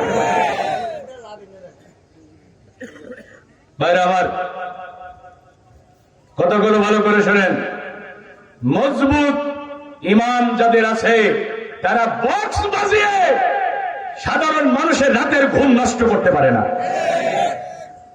আপনাদের এলাকায় আছে না নাই? ডিজে গান বাজায়, হ্যাঁ এখানেই বাজায়, এটা হারাম। ও যুবকেরা, আমি তোমাদেরকে বলছি, ডিজে গান শোনার জন্য, বক্স বাজিয়ে নাচানাচি করার জন্য তোমাদের রব তোমাদেরকে পৃথিবী, তোমার রব তোমাকে পৃথিবীতে পাঠায় নাই। ভেঙে ফেলবো না, একটা সাউন্ড সিস্টেম আছে। 3 দিনের মাহফিল সবসময় সস্তায় হয়, একে একু বন্ধ করেন ভাইরা আমার। যুবকেরা শোনো, যুবকেরা শোনো, ইসলাম প্রতিষ্ঠার জন্য রাসূলুল্লাহকে সবচেয়ে বেশি সহযোগিতা করেছে যুবকেরা। যুবকদের রক্তের উপরে পৃথিবীর মঞ্চে ইসলামের ফাউন্ডেশন তৈরি হয়েছে। তুমি তোমার শোনো যুবকেরা, 5টা প্রশ্নের উত্তর না দেওয়া পর্যন্ত তোমার রব তোমাকে হাসরের ময়দানে এক কদম নড়তে দেবে না। তার মধ্যে একটা প্রশ্ন হবে, তোমার যৌবনকাল কোন পথে কাটিয়েছ? রাতের বেলা ডিজে গান শুনে নাচানাচি করে মানুষের ঘুমের ব্যাঘাত সৃষ্টি করে কাটিয়েছ, না আল্লাহর ইবাদতে কাটিয়েছ? তোমাকে আল্লাহর আদালতে জবাবদিহি করাই লাগবে। সুতরাং আজকে থেকে বলবো, আমার আলহাজ আজিজুল হক মাস্টার এখানে আছেন, আমার মহসিন ভাই এখানে আছেন, সামাজিক ভাবে আপনারা সিদ্ধান্ত নেবেন যে এই কুমারী গ্রামে কোন ডিজে গান করবে না। এটা শুধু ওয়াজ করে বন্ধ করা যাবে না। এখানে সমাজের যারা নেতৃত্ব আছে তাদেরকে দৃঢ় সিদ্ধান্ত নিতে হবে। বিয়ের আসরে, বিয়ের অনুষ্ঠানে যদি বক্স বানানো হয়, ওই বিয়ের অনুষ্ঠানে আমরা সামাজিক ভাবে কেউ যাব না। সিদ্ধান্ত নিতে হবে। আরে ভাই, আমাদের আল্লাহ সৃষ্টি করেছে ইবাদত করার জন্য। ইবাদতের ভিতরে একটা স্পেসিফিক আমল আছে, সেটা হলো খেলাফত। সেটা হলো খেলাফত। সেটা কি? ইবাদত হলো আল্লাহ যা বলেছে তা করা, যা নিষেধ করেছে তা না করা। আর খেলাফত হলো আল্লাহ যা বলেছে তা করানো, যা নিষেধ করেছে ওইটা বন্ধ করে দেওয়া। সকল মানুষ, সকল শিক্ষকই মানুষ, কিন্তু সকল মানুষ শিক্ষক নয়। সকল শিক্ষকই মানুষ, সকল শিক্ষক মানুষ, সকল শিক্ষকই মানুষ, সকল মানুষ শিক্ষক নয়। সকল আলেমই মানুষ, কিন্তু সকল মানুষ আলেম নয়। কথা বলছেন? সকল ইবাদতই, সকল ইবাদতই, সকল খেলাফতই ইবাদত, কিন্তু সকল ইবাদত খেলাফত নয়। ইবাদত হলো আল্লাহ যা বলেছে তা করা, যা নিষেধ করেছে তা না করা। আর খেলাফত হলো আল্লাহ যা বলেছে তা করানো, যা নিষেধ করেছে তা বন্ধ করা। হুকুম মানা, নিষেধ ছাড়া ইবাদত। হুকুম মানা না, নিষেধ ছাড়ানো, এটা হলো খেলাফত। আমি কি কথা বোঝাতে পারছি? তাহলে আমি গান শুনতে নিষেধ করেছে আল্লাহ, আমি গান শুনি না, এটা কি ইবাদত? আর কথা বলেন না, এটা কি? আল্লাহ নামাজ পড়তে বলেছেন, আমি নামাজ পড়ি, এটা কি? এখন খেলাফত হলো আমি তো নামাজ পড়ি, এখন আযান হওয়ার পরে কিছু মানুষ দোকানপাট খোলা রেখে চায়ের দোকানে বসে গল্প করে। খেলাফত হলো তাদেরকে পিটিয়ে পিটিয়ে মসজিদে ঢুকানো। কথা বোঝেন নাই? আমি মদ খাই না, এটা হলো ইবাদত। আর মদের লাইসেন্স বন্ধ করে, মদ নিষিদ্ধ করে দেয়া, মদ খোরকে ধরে 80 প্রত্যাঘাত করা, এটা হলো খেলাফত। আমি চুরি করি না, এটা হলো ইবাদত। চোরকে ধরে হাত কেটে দেয়া, এটা হলো খেলাফত। এখন আমাদের দেশে ইবাদত আছে, খেলাফত নাই, এজন্য বক্স বন্ধ করা যাচ্ছে না। যদি খেলাফত থাকতো, কোন বাপের বেটার ক্ষমতা ছিল না রাতের বেলা ডিজে গান বাজিয়ে মুসলমানদের রাতের ঘুমের বিঘ্ন সৃষ্টি করা। ভাইরা আমার, কষ্ট পাচ্ছেন? আমি যুবকদের বলবো, মন খারাপ করো না যুবকেরা, মন খারাপ করো না। ইসলামের বিজয়ের জন্য তিনটা জিনিস দরকার। একটা হলো মুরব্বীদের নেতৃত্ব, যুবকদের রক্ত, আর ধনীদের অর্থ। এই তিনটা জিনিসের সমন্বয়ে ইসলামের বিজয় আসবে।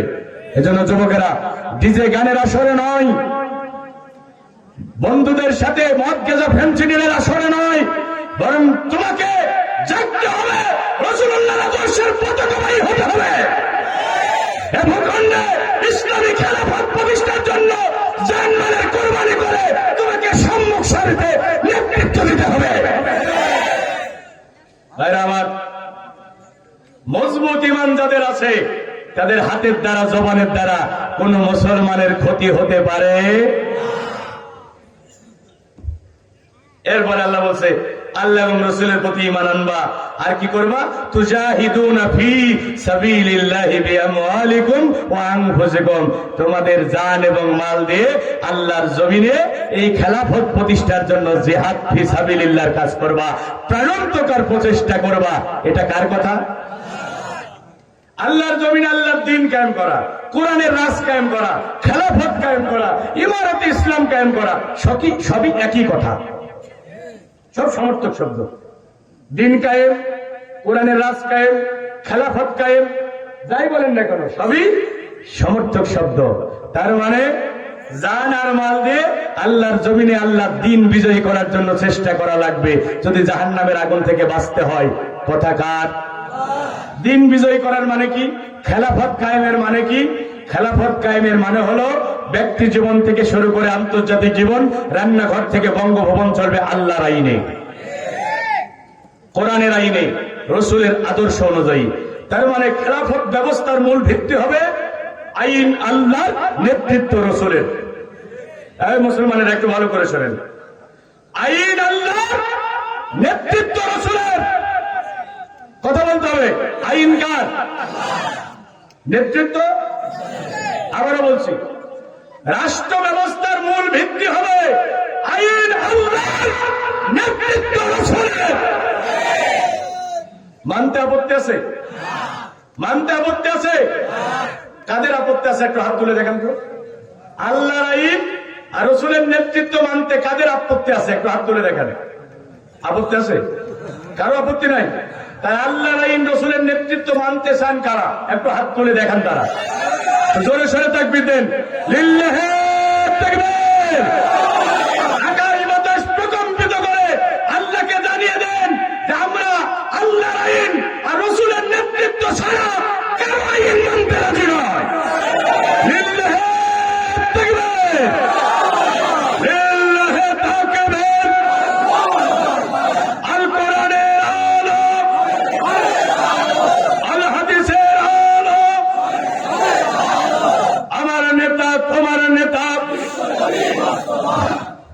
এ ভাই, আল্লাহর আইন, রাসূলের নেতৃত্ব কেন? তুজাহিদুনা ফি সাবিলিল্লাহি বিআমওয়ালিকুম ওয়া আনফুসিকুম, জান এবং মাল দিয়ে আমার জমিনে আমার ইসলামকে বিজয়ী করার জন্য চেষ্টা করো। আল্লাহর জমিনে আল্লাহর দ্বীন বিজয়ী থাকবে, কোরআনের আইন দিয়ে সমাজ রাষ্ট্র চলবে। এটা কোন ইমানদারের, এখানে কোন ইমানদারের আপত্তি থাকতে পারে? কেন আপত্তি থাকবে ভাইরা আমার? বলেন তো, আকাশ এবং জমিনের মালিক কে? আওয়াজ দিয়ে বলতে হবে, আকাশের মালিক কে? জমিনের মালিক কে?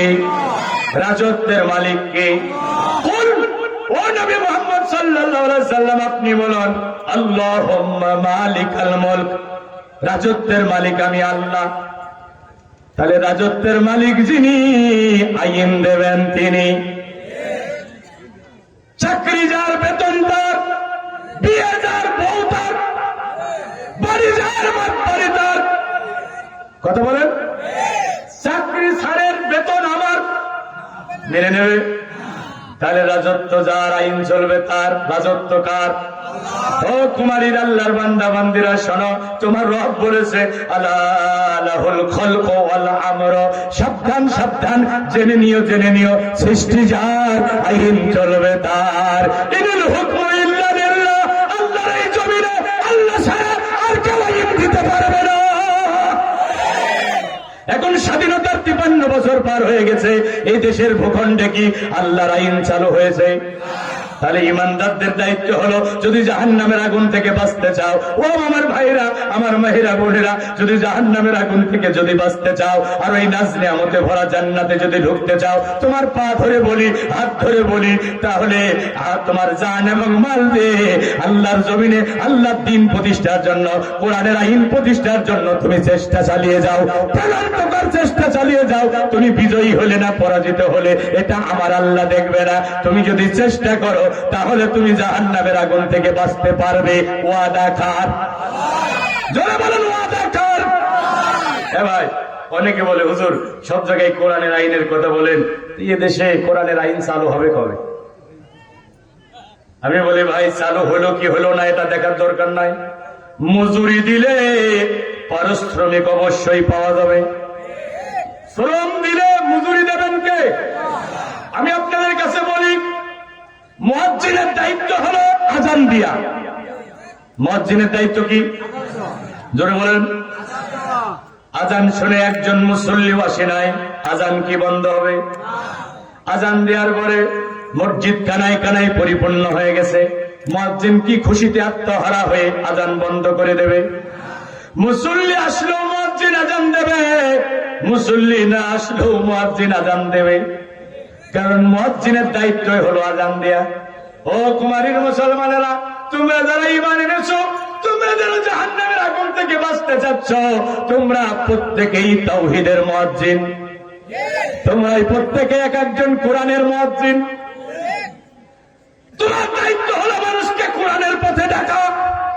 তোমার দায়িত্ব হলো জান্নাতের কোরবানি করে আল্লাহর জমিনে আল্লাহর দ্বীন বিজয়ী করার জন্য চেষ্টা চালিয়ে যাওয়া। তোমার ডাকে কে আসলো, কে আসলো না, কে বিরোধিতা করলো, কে দূরে থাকলো, কে সহযোগিতা করলো, এটা দেখার সময় তোমার নাই। গোটা আলমডাঙ্গার মানুষ, গোটা কুমারী ইউনিয়নের মানুষ যদি আল্লাহর কোরআনের বিপক্ষে চলে যায়, এই কুমারীর বাজারে দাঁড়িয়ে তুমি যদি ইমানদার হও, তুমি যদি জাহান্নামের আগুন থেকে বাঁচতে চাও, তোমাকে একাই আল্লাহর কোরআনের আইনের পক্ষে স্লোগান দিতে হবে। তা না হলে জাহান্নামের আগুন থেকে বাঁচা যাবে না।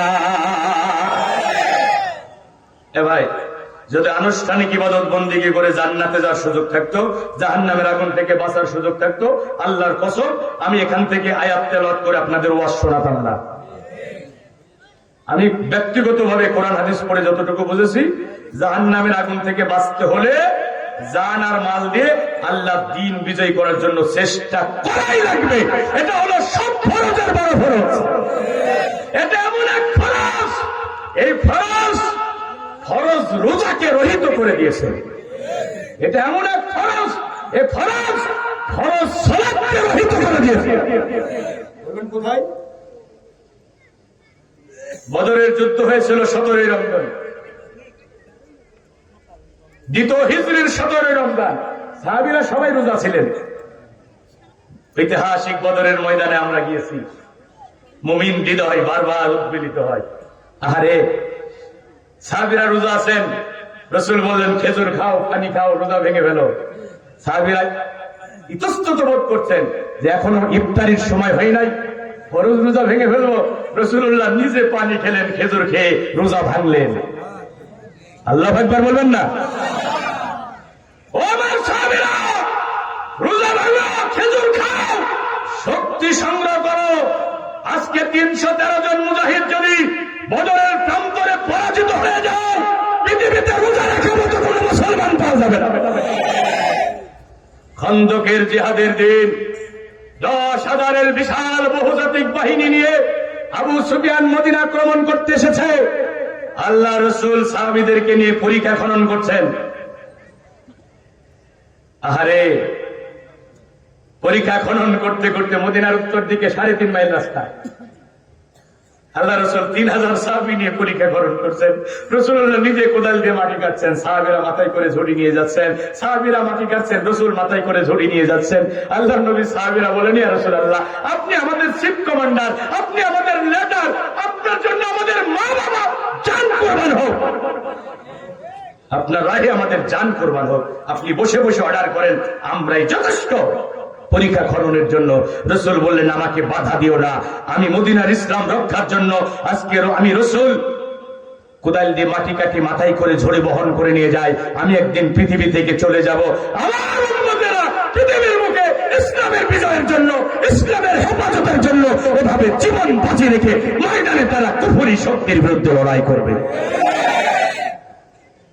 ভাই, এগুলো কি সব কল্প কাহিনী? এগুলো বাবার কাহিনী না, এটা কোনো কিসসা কাহিনী না, এগুলো সব ইতিহাস, অথেন্টিক ইতিহাস। আল্লাহ রাসূল পরীক্ষা খনন করতে করতে সলাতে রক্ত হয়ে গেছেন, ফরজ সলাতে রক্ত। আল্লাহ রাসূল সলাতের জন্য যাচ্ছেন, জিবরিল আমিন এসে বলছে, ইয়া রাসূলুল্লাহ, কত রক্ত সলাত কাজা গেল, আল্লাহর কাছে জবাবদিহি করা লাগবে না। আগে 10,000-এর বিশাল বাহিনী নিয়ে আবু সুফিয়ান মদিনার দিকে আসছে, ওই বাহিনীর মোকাবেলা করেন।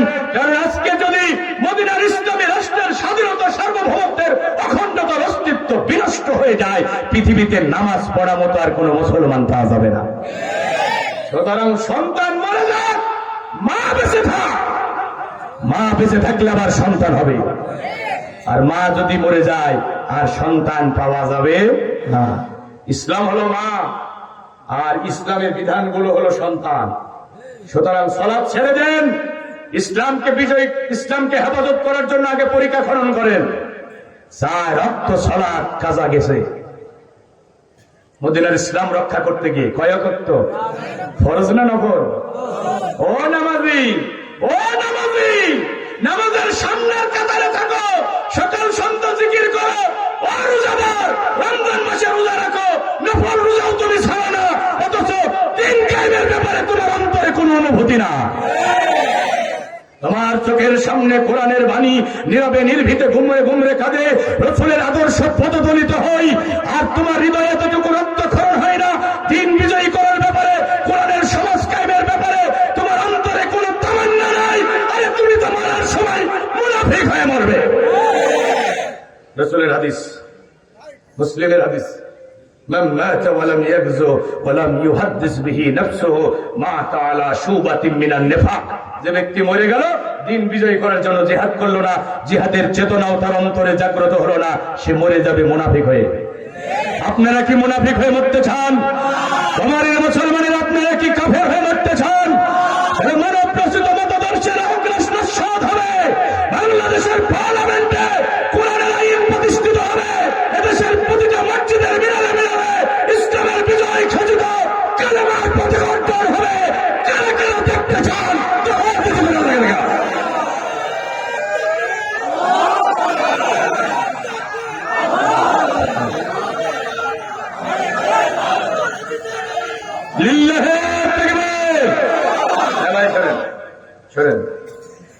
এই যে আমরা যদি জানমাল দিয়ে দিন কায়েমের জন্য চেষ্টা করি, বিজয়ী হতে পারে নাই, কি করছি? চেষ্টা করেছি, তাহলে আল্লাহ কি পুরস্কার দেবে? শোনেন, 1 নম্বর হলো আল্লাহ জীবনের গুনাহ মাফ করে দেবে।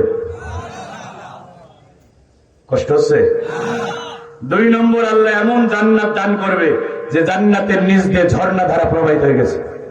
আর সুবহানাল্লাহ বলেন। 3 নম্বর, আল্লাহ আপনাদের গলায় বিজয়ের মালা পরিয়ে দেবে। টুডে আর টুমরো বিজয় হবেই হবে। কারণ ইসলাম কার?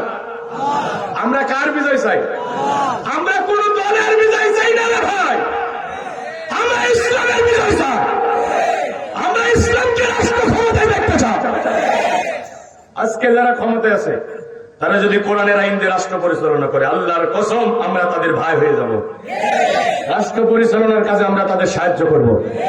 ইসলামী রাষ্ট্রের স্বাধীনতা, সার্বভৌমত্বের অখণ্ডতার অস্তিত্বের উপরে যদি কোনো ভিনদেশী বর্গী আক্রমণ করে, আমরা মসজিদের ইমামতি ছেড়ে, ওয়াজ মাহফিল ছেড়ে, র‍্যাব, পুলিশ, সেনাবাহিনীর সাথে জীবন বাজি রেখে ময়দানে কুফরি শক্তির বিরুদ্ধে আমরা লড়াই করব। আমাদের জীবনের বিনিময় হলো ইসলামী রাষ্ট্রের সার্বভৌমত্ব রক্ষা করব। কিন্তু কসম আল্লাহ, কাবার রবের কসম, যতদিনে ভূখণ্ডে কোরআনের আইন প্রতিষ্ঠিত হবে না, আমাদের কেউ থামাতে পারবে না। আমাদের কেউ থামাতে পারবে না। আল্লাহর কোরআনের জন্য, ইসলামের বিজয়ের জন্য আমরা মানুষের দুয়ারে দুয়ারে যাব, গ্রামে গ্রামে যাব, মহল্লায় মহল্লায় যাব। আমরা মানুষকে ডাকতেই থাকবো। জানমালের কোরবানি করে আমাদের আন্দোলন সংগ্রাম চলতেই থাকবে। কোরআনের রাজ কায়েমের কথা বলার কারণে তোমরা যদি আমাদের জেলখানায় ভরো, 1000 বার আমরা জেলখানায় যাওয়ার জন্য তৈরি আছি। কোরআনের রাজ কায়েমের আন্দোলন করার কারণে মেশিন গানের বুলেট দিয়ে যদি তোমরা আমাদের বুক ঝাঁঝরা করে দাও, তোমাদের মেশিন গানের বুলেটের সামনে বক্ষ উন্মোচন করে দাঁড়িয়ে যাব। কোরআনের রাজ কায়েমের আন্দোলন করার অপরাধে তোমরা যদি আমাদের ফাঁসির মঞ্চে ঝুলিয়ে দাও, ফাঁসির মঞ্চে হাসতে হাসতে জীবনের জয় গান গাইব। আল্লাহর কসম, কোরআনের রাজ কায়েম না পর্যন্ত 1 ইঞ্চি জমিন বাতিলের কাছে ছেড়ে দেব না। আল্লাহর ওয়াদা, ইয়াগফির লাকুম যুনুবাকুম, তোমাদের জীবনের সব গুনাহ মাফ করে দেব। আরে সুবহানাল্লাহ বলবেন না? এই ওয়াদা কে করছে? আহা, আমিও তো একদিন এই আলোচনা শুনেই পথে আসছি। 1999 সাল আমার মসজিদে ঢুকলাম মাগরিবের নামাজ পড়ার জন্য। এই যে রবিউল চাচা, উনি আসছেন আমাদের মসজিদে, এখান থেকে আলোচনা করছেন। ইয়া আইয়ুহাল্লাযীনা আমানু হাল আদুল্লুকুম আলা তিজারা, একটা ব্যবসার কথা বলবো, তুনজিকুম মিন আযাবিন আলীম, জাহান্নামের আগুন থেকে বেঁচে যাবা। আমার হৃদয়ের ভিতরে বারবার রিভিউশন হতেছিল, বিপ্লব হতেছিল, উদ্বেলিত হতেছিল আমার ভিতরে। কি ব্যবসা করলে জাহান্নামের আগুন থেকে বাঁচা যায়? আবার বলছেন আল্লাহ, কি বলছেন? জান দাও মাল দাও, জান দাও মাল দাও, আমার দিন বিজয় করার জন্য প্রাণান্তকার চেষ্টা চালিয়ে যাও। আরে এই সংবাদ পাওয়ার পরে আর কোন মুমিন স্থির থাকতে পারে? ওই যে পথ চলা, আজও আল্লাহ কোরআনের সাথে রেখেছেন। আল্লাহ যেন মৃত্যু পর্যন্ত থাকার তৌফিক দেন। জোরে বলেন।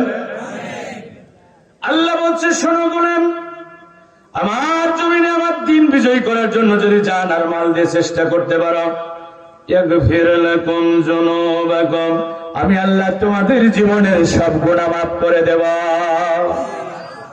আর কি করব? ওয়াইদখিলুকুম জান্নাতিন তাজরি মিন তাহতিহাল আনহার ওয়া মাসাকিন তাইয়্যিবাতান ফি জান্নাতি আদন, আমি আল্লাহ তোমাদের এমন জান্নাত দান করব যে জান্নাতের নিচ দিয়ে ঝর্ণা ধারা প্রবাহিত হয়ে গেছে। একটু জোরে বলা যাবে কি সুবহানাল্লাহ? এই ওয়াদা আল্লাহ 3 জায়গায় করেছে। কয় জায়গায়? তোমাদের জীবনের গুনাহ মাফ করব, তোমাদের জান্নাত দেব। আমি আল্লাহ ওয়াদা করছি, ওয়াদান আলাইহি হাক্কান ফিত তাওরাতি ওয়াল ইনজিলি ওয়াল কুরআন, আমি তাওরাতে ওয়াদা করেছি, ইনজিলে ওয়াদা করেছি, কোরআনে ওয়াদা করেছি। আমি আপনাদের কাছে জানতে চাই, আল্লাহর ওয়াদা কি মিথ্যা হতে পারে? 3 দিনের মাহফিল, আমি রাত লম্বা করব না। আমার ভাইয়েরা, আগামীকাল মুহাদ্দিস আমিরুল ইসলাম বেলালী, বাংলাদেশের একজন পথিত যশা আলেম, তিনি এই ময়দানে কথা বলবেন। এই জন্য ধৈর্যচ্যুত হবে, এত লম্বা সময় আমি কথা বলবো না। একটা ঘটনা বলে আপনাদের সাথে নিয়ে আমি দোয়া করব। আল্লাহর নবী তাবুকের জিহাদের জন্য ডাক দিলেন। মদিনা থেকে 1200 মাইল দূরে জর্দান সীমান্তে তাবুকের ময়দান, রোমানদের বিরুদ্ধে জিহাদ হবে। তদনীন্তন সময়কার সুপার পাওয়ার 30,000-এর বিশাল মুজাহিদ বাহিনী নবীজি তৈরি করলেন। নবীজি নিজে চিফ কমান্ডার। নবীজি ঘোষণা করলেন, আমার অনুমতি ছাড়া একজন সাহাবীও এই জিহাদ থেকে পিছনে থাকতে পারবে না। এত বড় বিশাল বাহিনী নিয়ে ইতিপূর্বে নবীজি কখনো জিহাদের ময়দানে যান নাই। 30,000-এর বিশাল বাহিনী নিয়ে নবীজি তাবুকের দিকে রওনা দিলেন।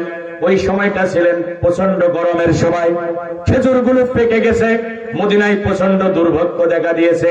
সফরটা অত্যন্ত দুর্গম সফর, 1200 মাইল পথ পাড়ি দিয়ে যেতে হবে। আল্লাহর নবী বললেন, আমার অনুমতি ছাড়া একজন সাহাবীও পিছনে থাকতে পারবে না। 3 জন সাহাবী, খুব ভালো করে শোনেন। একজন হলো কাব বিন মালিক, হেলাল ইবনে উমাইয়া, মুরার ইবনে রাবি। এই 3 জনের ভিতরে 2 জন হলো বদরি সাহাবী। হেলাল ইবনে উমাইয়া, মুরার ইবনে রাবি বদরের যুদ্ধে অংশগ্রহণ করেছে, আর কাব বিন মালিক বদরের যুদ্ধ ছাড়া বাকি সব যুদ্ধে অংশগ্রহণ করেছে। এই 3 জন সাহাবী যাব যাব করে শেষ পর্যন্ত আর যাওয়া হলো না। কাব বিন মালিক বুড়া বয়সে তার ছেলের কাছে তার জীবনের এই করুণ ঘটনা বলতেছেন।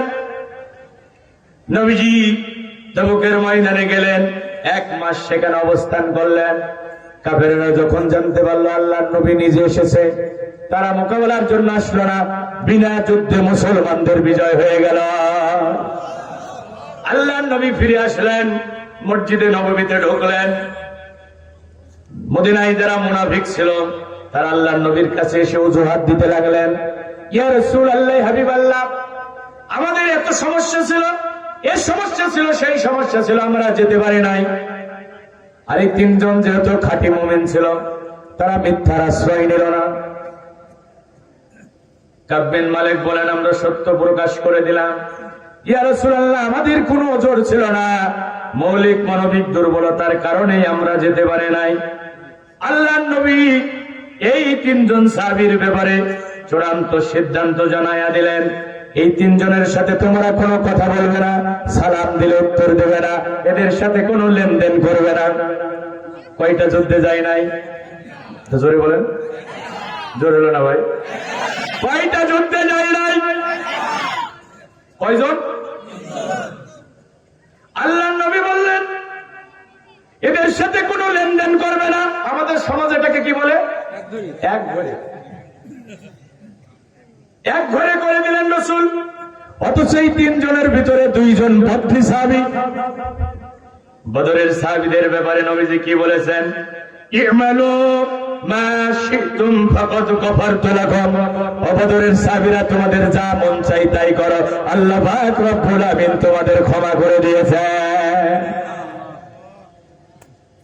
অথচ সালাম বন্ধ, কথাবার্তা বন্ধ, লেনদেন বন্ধ।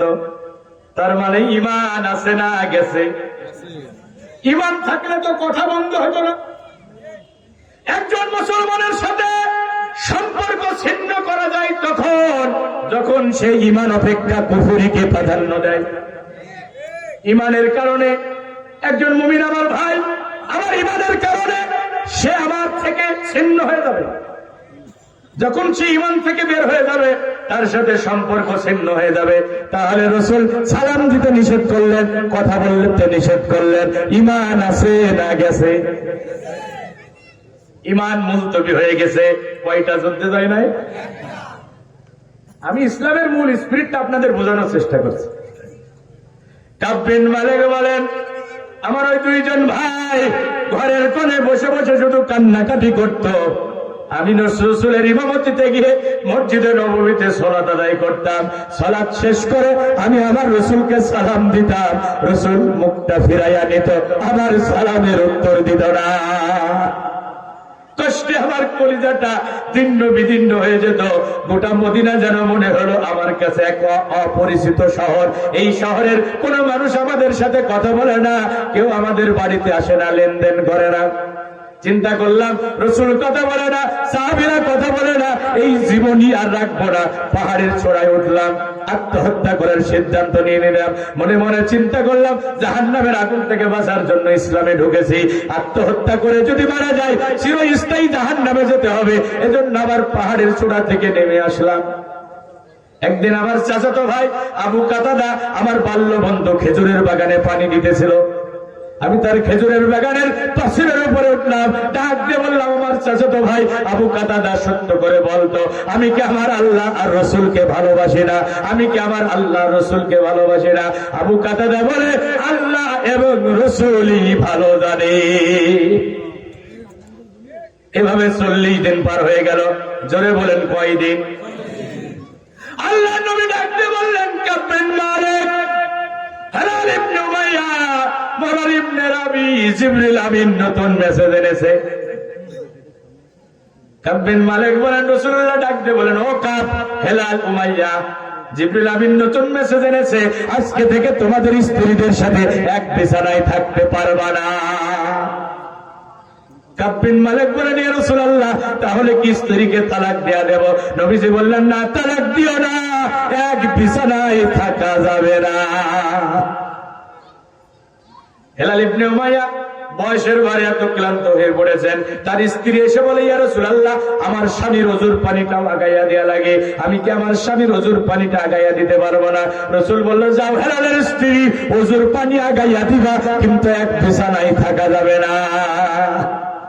এভাবে 50 দিন পার হয়ে গেল। জোরে বলেন কয় দিন? কাব বিন মালিক বলেন, ফজরের সালাত আদায় করে দুঃখ ভরা ক্লান্ত হৃদয় নিয়ে আমি আমার বাড়ির ছাদের উপরে বসেছিলাম।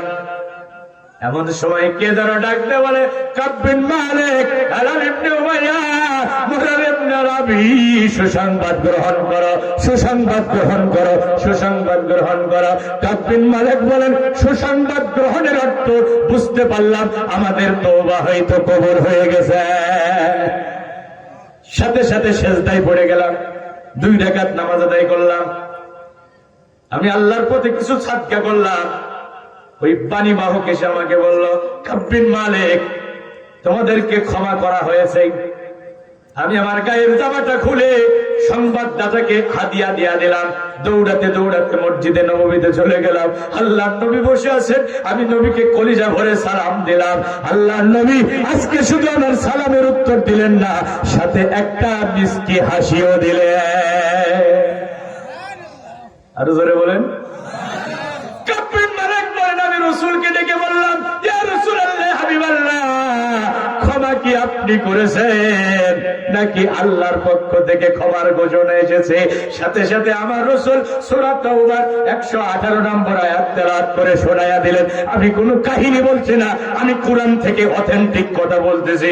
আল্লাহ পাক রব্বুল আলামিন বলেন, ওয়া'আলাস সালাসাতিল্লাযীনা খুল্লিফু, আল্লাহ পাক রব্বুল আলামিন ওই 3 জন সাহাবীকে ক্ষমা করে দিয়েছে একটা যুদ্ধে না যাওয়ার কারণে, যাদের ঈমান 50 দিন পর্যন্ত মুলতবি ছিল।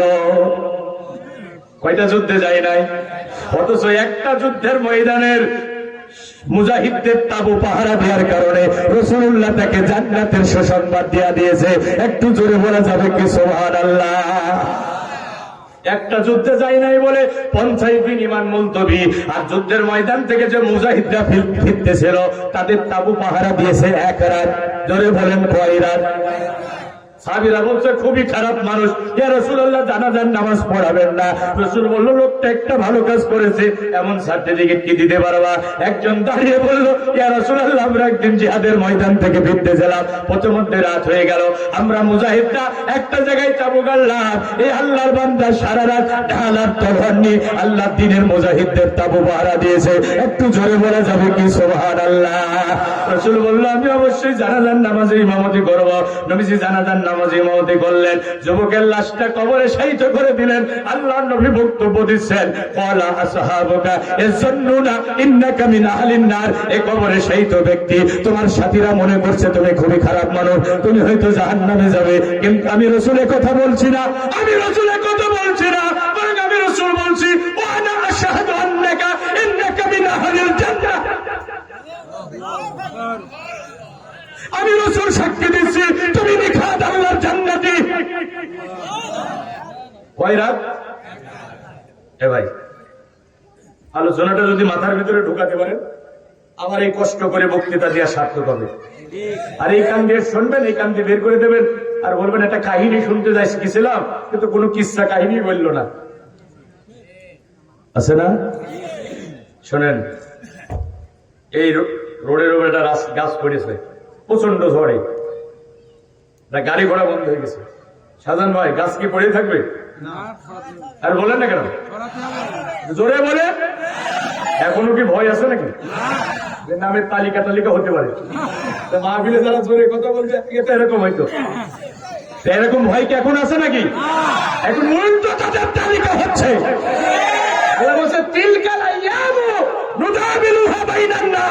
আমি দিন ঘুরাইয়া দিই। গাড়ির চাকা সবসময় নিচে থাকে না, কথা বলেন না কেন? এখন আর ভয় আছে নাকি? এখন আমরা বুকে সাহস নিয়ে চলবো। যারা আমাদের উপরে নির্যাতন করে ঘর বাড়ি ছাড়া করেছিল, এখন তারা ভয়ে ভয়ে থাকবে, না জানি কোন সময় ধরে। এ ভাই শোনেন, গাছটা কি পড়ে থাকবে না সরানো লাগবে? জোরে বলেন। জোর হলো না? গাছ সরানোর পক্ষে কারা? আচ্ছা আপনারা সবাই চান গাছ সরাই। এখন একদল লোক গাছ সরানোর চেষ্টা করছে যাতে গাড়ি ঘোড়া চলতে পারে, লোকেরা নির্বিঘ্নে যাতায়াত করতে পারে। একদল লোক মাথায় গামছা বেঁধে বিরোধিতা করছে। একদল লোক দূরে দাঁড়িয়ে দাঁড়িয়ে দেখছে যা হচ্ছে তা হয়ে যাক, আমি কিছু বলবো না, লা ইলাহা ইল্লাল্লাহ। বোঝেন তো দিনকাল খুব খারাপ। ওই সমস্ত ফিতনা ফাসাদের মধ্যে আমরা নাই। গ্রুপ হলো কয়টা? এতক্ষণ তো ওয়াজ করলাম, এখন এটা হচ্ছে মূল বিষয়, মূল মেসেজ। এখন হচ্ছে মূল মেসেজ। শোনেন, গ্রুপ হলো কয়টা? এক গ্রুপ গাছ সরে রাস্তা ক্লিয়ার করতে চাচ্ছে, আর একদল বাধা দিচ্ছে, একদল দূরে দাঁড়িয়ে দাঁড়িয়ে দেখছে। ওই সমস্ত ঝামেলার মধ্যে আমরা নাই। এই তিন গ্রুপের ব্যাপারে কোরআনুল কারীমের ভিতরে সূরা আছে না নাই? গাছ সরানোর চেষ্টা করছে যারা ঈমানদার, তারা বাধা দিচ্ছে যারা কাফের বেঈমান তারা। দলিল ছাড়া জমির দাম নাই, দলিল ছাড়া বক্তার বক্তৃতার দাম নাই। আমি যে বললাম তারা কাফের, এ ব্যাপারে দলিল সূরা নিসা ৭৬ নম্বর আয়াত, আল্লাযীনা আমানু ইউকাতিলুনা ফী সাবিলিল্লাহ, ঈমানদার যারা আল্লাহর দ্বীনের জন্য লড়াই করবে তারা। ওয়াল্লাযীনা কাফারু ইউকাতিলুনা ফী সাবিলিত তাগুত, কাফের যারা মানুষের তৈরি করা আইন প্রতিষ্ঠার জন্য লড়াই করবে তারা। তার মানে আল্লাহর আইন যাতে প্রতিষ্ঠিত না হয় এজন্য বাধা দেবে তারা। আর ওই দূরে দাঁড়িয়ে যারা আছে তাদের কথা কোরআনে আছে না নাই? ওয়াইযা কিলা লাহুম তাআলাউ তাআলাউ ইলা মা আনজালাল্লাহু ওয়া ইলা রাসূল রাআইতাল মুনাফিকিনা ইয়াসুদ্দুনা আনকা সুদুদা। ও রাসূল, যখন তাদেরকে বলা হয় এসো ভাই আমরা হাতে হাত মিলাই, কাঁধে কাঁধ মিলাই, সীসা ঢালা প্রেসিডেন্ট নাই, ঐক্যবদ্ধভাবে আল্লাহর জমিনে আল্লাহর দ্বীন কায়েমের জন্য চেষ্টা চালায়, তখন তুমি দেখবে একটা লোক পাশ কাটিয়ে চলে যাবে। স্যার আছে না নাই? এখন আমি মহেশপুরে করলাম, কল্যাণপুর। সকালবেলা আমাকে এক যুবক ফোন দিয়ে বলছে, হুজুর আপনি তো গাছ সরানোর জন্য বললেন, তো গাছ তো সরাবো, আমাদের রাস্তায় তো কোনো গাছই পড়ে, তো সরাবো কি বুঝেছে দেখছেন? আমি এই রাস্তার কথা বলছি না, গাছ পড়েছে জান্নাতে যাওয়ার রাস্তায়। জান্নাতে যাওয়ার রাস্তা সিরাতে মুস্তাকিম। জান্নাতে যাওয়ার রাস্তার নাম কি? আসলে 23 বছরের কোরআন একদিনে মাথায় ঢোকানো যায় না। সিরাতে মুস্তাকিম বুঝাতে গেলে একদিন লাগবে। প্রতিদিন সূরা ফাতিহা নামাজে কয়বার পড়েন? 34 বার। ফরজ নামাজে 34 বার পড়েন। তিনটা রাস্তার কথা আল্লাহর কাছে বলেন যে আল্লাহ সিরাতে মুস্তাকিমের রাস্তায় চালাও, আর অভিশপ্ত আর পথভ্রষ্টদের রাস্তায় চালায়ও না। এই জান্নাতে যা রাস্তা হলো সিরাতে মুস্তাকিমের রাস্তা। এই রাস্তাটা ভেঙে শূন্য বিচ্ছিন্ন হয়ে গেছে। এই রাস্তায় কুফুরির গাছ পড়েছে। এই রাস্তাটা আল্লাহর আইন দিয়ে তৈরি। কি দিয়ে তৈরি? এখন কি আমাদের দেশে আল্লাহর আইন আছে? এখানে কুফুরি আইন আছে, মানে রাস্তার উপরে কুফুরির গাছ পড়েছে। ইমানদারের দায়িত্ব হলো এই গাছ সরবে না যতক্ষণ, ইমানদার লড়াই করবে ততক্ষণ। কাতিলুহুম হাত্তা লা তাকুনা ফিতনা, কাতিলুহুম হাত্তা লা তাকুনা ফিতনা। লড়াই চালিয়ে যাও ততক্ষণ, গাছ সরে রাস্তা ক্লিয়ার হবে না যতক্ষণ। আল্লাহর জমিন আল্লাহর দ্বীন যতদিন বিজয়ী না হবে তুমি লড়াই করতেই থাকো। কথাকার আচ্ছা, গাছ সরাতে গেলে 1300 বছরের গাছ, পানির পিপাসা লাগবে না? গা ঘেমে যাবে, ক্ষুধা লাগবে, আরে কথা বলেন, অনেক সময় আহত হবে, ব্যান্ডেজ বাঁধা লাগবে। তাহলে তুমি সরাসরি গাছ সরানোর কাজে অংশগ্রহণ করো, অথবা গাছ সরানোর কাজে যারা অংশগ্রহণ করেছে তাদের খাবার দাও, পানি পান করো, তাদের ক্ষত স্থানে ব্যান্ডেজ বেঁধে দাও। তুমি কখনোই তাদের সাথে দুশ্মনী করো না। কথা ক্লিয়ার? যদি বোঝেন বুঝপাতা, না বুঝলে তেজপাতা। মা বোনেরা, আপনাদের দায়িত্ব আছে না নাই? রাসূলুল্লাহর সাথে মহিলারা জিহাদের ময়দানে গেছে, আহত মুজাহিদদের ক্ষত স্থানে ব্যান্ডেজ বেঁধে দিয়েছে, মুজাহিদদের পানি পান করিয়েছে। ওদের জিহাদের দিন করে ফেলেছে কাফেররা। নুসাইবা তিনি পানির পেয়ালা ফেলে দিয়ে কাশমুক্ত তলোয়ার নিয়ে রাসূলকে হেফাজত করার জন্য কুফারদের মোকাবেলা করেছে। মুসলিমের হাদিস করে দেয়। আর এখন একদল মৌলবীরা ওয়াজ করে মহিলারা তালিম করতে পারবে না। এই বেটা তুই কোথা থেকে শিখছিস? তুই রাসূলের জীবনী পড়িস নাই? রাসূলের মহিলা সাহাবীরা রাসূলের সাথে জিহাদের ময়দানে গেছে। এই বেটা সূরা তওবার আয়াত পড়ে দেখিস নাই? মুমিন পুরুষ আর মুমিন নারী একে অপরের বন্ধু, তারা মানুষকে সৎ কাজের আদেশ দেবে, অসৎ কাজ থেকে ফিরাইয়া রাখবে। ওই পাশে তুমি হ্যাঁ বেপরদায় মহিলারা মার্কেটে যায়, সিনেমা হলে যায়, বন্ধুর সাথে পার্কে ঘুরে বেড়ায়, এ ব্যাপারে কোনো কথা নাই। কিছু মহিলারা পর্দার সাথে দিনের দাওয়াতি কাজ করে, তাদের বিরুদ্ধে তুমি ফতোয়া তুলে ছড়ো, তুমি মুনাফিক ছাড়া কিছু না।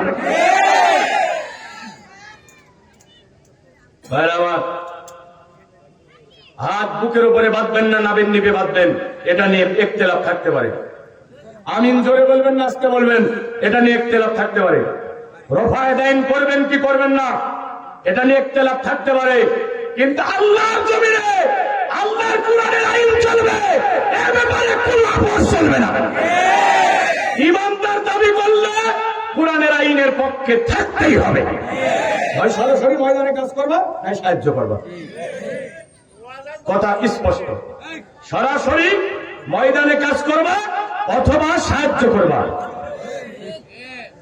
কথা কি বুঝছেন ভাই? কি সমস্যা কি হলো ভাই? কোন সমস্যা? আচ্ছা, আলহামদুলিল্লাহ আলহামদুলিল্লাহ ভাই, ভালো কথাই বলছে। ঠিক আছে ভাই, তাহলে আমি কি কথা বুঝাতে পারছি? আমরা ইসলামের পক্ষে না বিপক্ষে? কোরআনের আইনের পক্ষে না বিপক্ষে? ভাই ছোট্ট কথা, কোরআনের আইন যদি সমাজে রাষ্ট্রে প্রতিষ্ঠিত করতে হয়, সবার আগে আমাদের এই ছোট্ট জীবনটা কোরআন দিয়ে সাজাতে হবে। আমাদের পরিবারটা কোরআন দিয়ে সাজাতে হবে।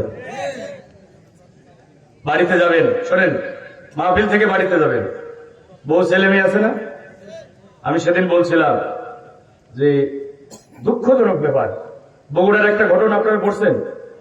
ছেলে আপন মাকে হত্যা করেছে, প্রেমে বাধা দিয়েছে, আর অতিরিক্ত হাত খরচ না দেওয়ার কারণে মাকে ছেলে এসে হত্যা করেছে। আমি ঘটনাটা পড়তে গিয়ে আমার কলিজাটা বারবার ক্ষত বিক্ষত হয়েছে। কি সমাজ আমরা, কি জাহিলি সমাজে বসবাস করছি। ছোট্ট মাসুম বাচ্চা, কয়দিন আগে দেখেন নাই? মেয়েটার নাম কি জানো ভাই? ছোট্ট মেয়ে মুনতাহা, চাঁদের মতো ফুটফুটে নিষ্পাপ বাচ্চা, মেয়েটারে হত্যা করে পুঁতে রেখেছে। এই সমাজে ছোট বাচ্চারাও নিরাপদ না, সন্তানের কাছে মা নিরাপদ না, অথচ মায়ের পদতলে সন্তানের বেহেশত। এ ভাইরা, বাড়িতে যাবেন, বাড়িতে যাবেন, পারিবারিক বৈঠক করবেন, স্ত্রী সন্তানদের নিয়ে বসবেন। আল্লাহর কসম, হাসরের ময়দানে সন্তানের কারণে কিছু মা বাবার মাথায় নূরের মুকুট পরানো হবে, আবার সন্তানের কারণে মা বাবা আশাদের কাঠ করে দাঁড়িয়ে থাকবে। আমি পা দুইটা জড়িয়ে ধরে বলছি, ওয়াজ শুধু এখানে শুনে বাড়ি চলে গেলে হবে না, কাজে লাগাতে হবে। স্ত্রী সন্তানদের নিয়ে বসে, আমার কলিজার টুকরা সন্তান, আমার আদরের দোলাল, আমার নয়নের পুতুলি, আমি না খেয়ে তোমাকে খাওয়াই, আমি নিজে একটা ভালো জামা পরি না, তোমার জন্য ভালো জামা আনি, তুমি আমাকে জাহান্নামী বানায়ো না। আমার মেয়ে বেপরদায় রাস্তায় বের হতে পারবে না। আমার প্রিয়তম স্ত্রী, দুনিয়ার এই সংক্ষিপ্ত জীবন শেষ করে আমরা আবার একসাথে একই জান্নাতে একই ছাদের নিচে থাকতে চাই। হযরত লোকমান নবীও নন, রাসূলও নন, নবীর খাতায় তার নাম নাই, রাসূলের খাতায় তার নাম নাই, তিনি তার ছেলেকে ডেকে ডেকে নসিহত করেছেন। আল্লাহর কাছে এত পছন্দ হয়েছে হযরত লোকমানের নামে এই কোরআনে একটা সূরা আছে না? কয়দিন আপনি আপনার ছেলেকে ডেকে নামাজের নসিহত করেছেন? আপনার ছেলে কসিং কামাই করে ক্রিকেট খেলতে গেছে, এমন পিটুনি দিয়েছেন, আর স্ত্রীকে বলে দিয়েছেন আজকে থেকে ওর ঘরের দরজা বন্ধ, বাড়ির খাবার ওর জন্য বন্ধ, তুমি যদি ওরে খাবার দাও তোমাকেও বের করে দেব। ছেলে একদিন কসিং কামাই দিয়েছে, তুমি ছেলেরে পিটুনি দিয়েছো, ঘরের দরজা বন্ধ করে দিয়েছো। তোমার ছেলে বছরের পর বছর নামাজে যায় না। একদিনও তো তুমি বললে না, হে ছেলে তুই আমাকে জাহান্নামী বানাস না, বলেছেন? স্ত্রী, এখানে যে মা বোনগুলো এসেছে এরা মঙ্গল গ্রহ থেকে আসে নাই, এরা আকাশ ফুড়ে এসে নাই। এরা কেউ আমাদের মা, আমাদের কারো বোন, আমাদের কারো স্ত্রী, আমাদের কারো মেয়ে। হুজুর ওয়াজ করেন, মহিলাদের ওয়াজ করেন, আগে আপনাদের ওয়াজ করতে হবে। আপনারা ঠিক, ইঞ্জিন ঠিক তো বগি ঠিক। আপনারা পরিবারের অভিভাবক, আপনার বউ একদিন রান্না করতে দেরি করেছে, এমন পিটুনি দিয়েছেন মাঠে থেকে আসার আগেই খাবার রেডি। নামাজের ব্যাপারে একদিন এরকম পদক্ষেপ নেন, পর্দার ব্যাপারে পদক্ষেপ নেন, কোরআন তেলাওয়াতের ব্যাপারে পদক্ষেপ নেন, আপনার ঘরটা জান্নাতি ঘর হয়ে যাবে। রাজি আছেন ভাই? আমরা আমাদের জীবনটা কোরআন দিয়ে সাজাবো, আমাদের পরিবারটা ইসলাম দিয়ে সাজাবো। এ দেশে যদি ইসলাম কায়েম না হয়, আমরা চেষ্টা করেছি, আল্লাহ আমাদের মজুরি থেকে বঞ্চিত করবে না। রাজি আছেন? কিন্তু ইসলাম বিজয়ী হয়ে গেল, আমার জীবনে আমল নাই, আমি মানুষের হক নষ্ট করি, আমি মিথ্যা কথা বলি, আমি প্রতিবেশীর সাথে খারাপ ব্যবহার করি, আমার স্ত্রী বেপরদায় চলে, আমার মেয়ে বেপরদায় চলে, আমি জাহান্নামী হয়ে গেলাম। লাভটা কি হলো? কথা বুঝতে পারছেন ভাইরা আমার? 23 বছরের কোরআন একদিন মাথায় ঢুকানো যাবে না।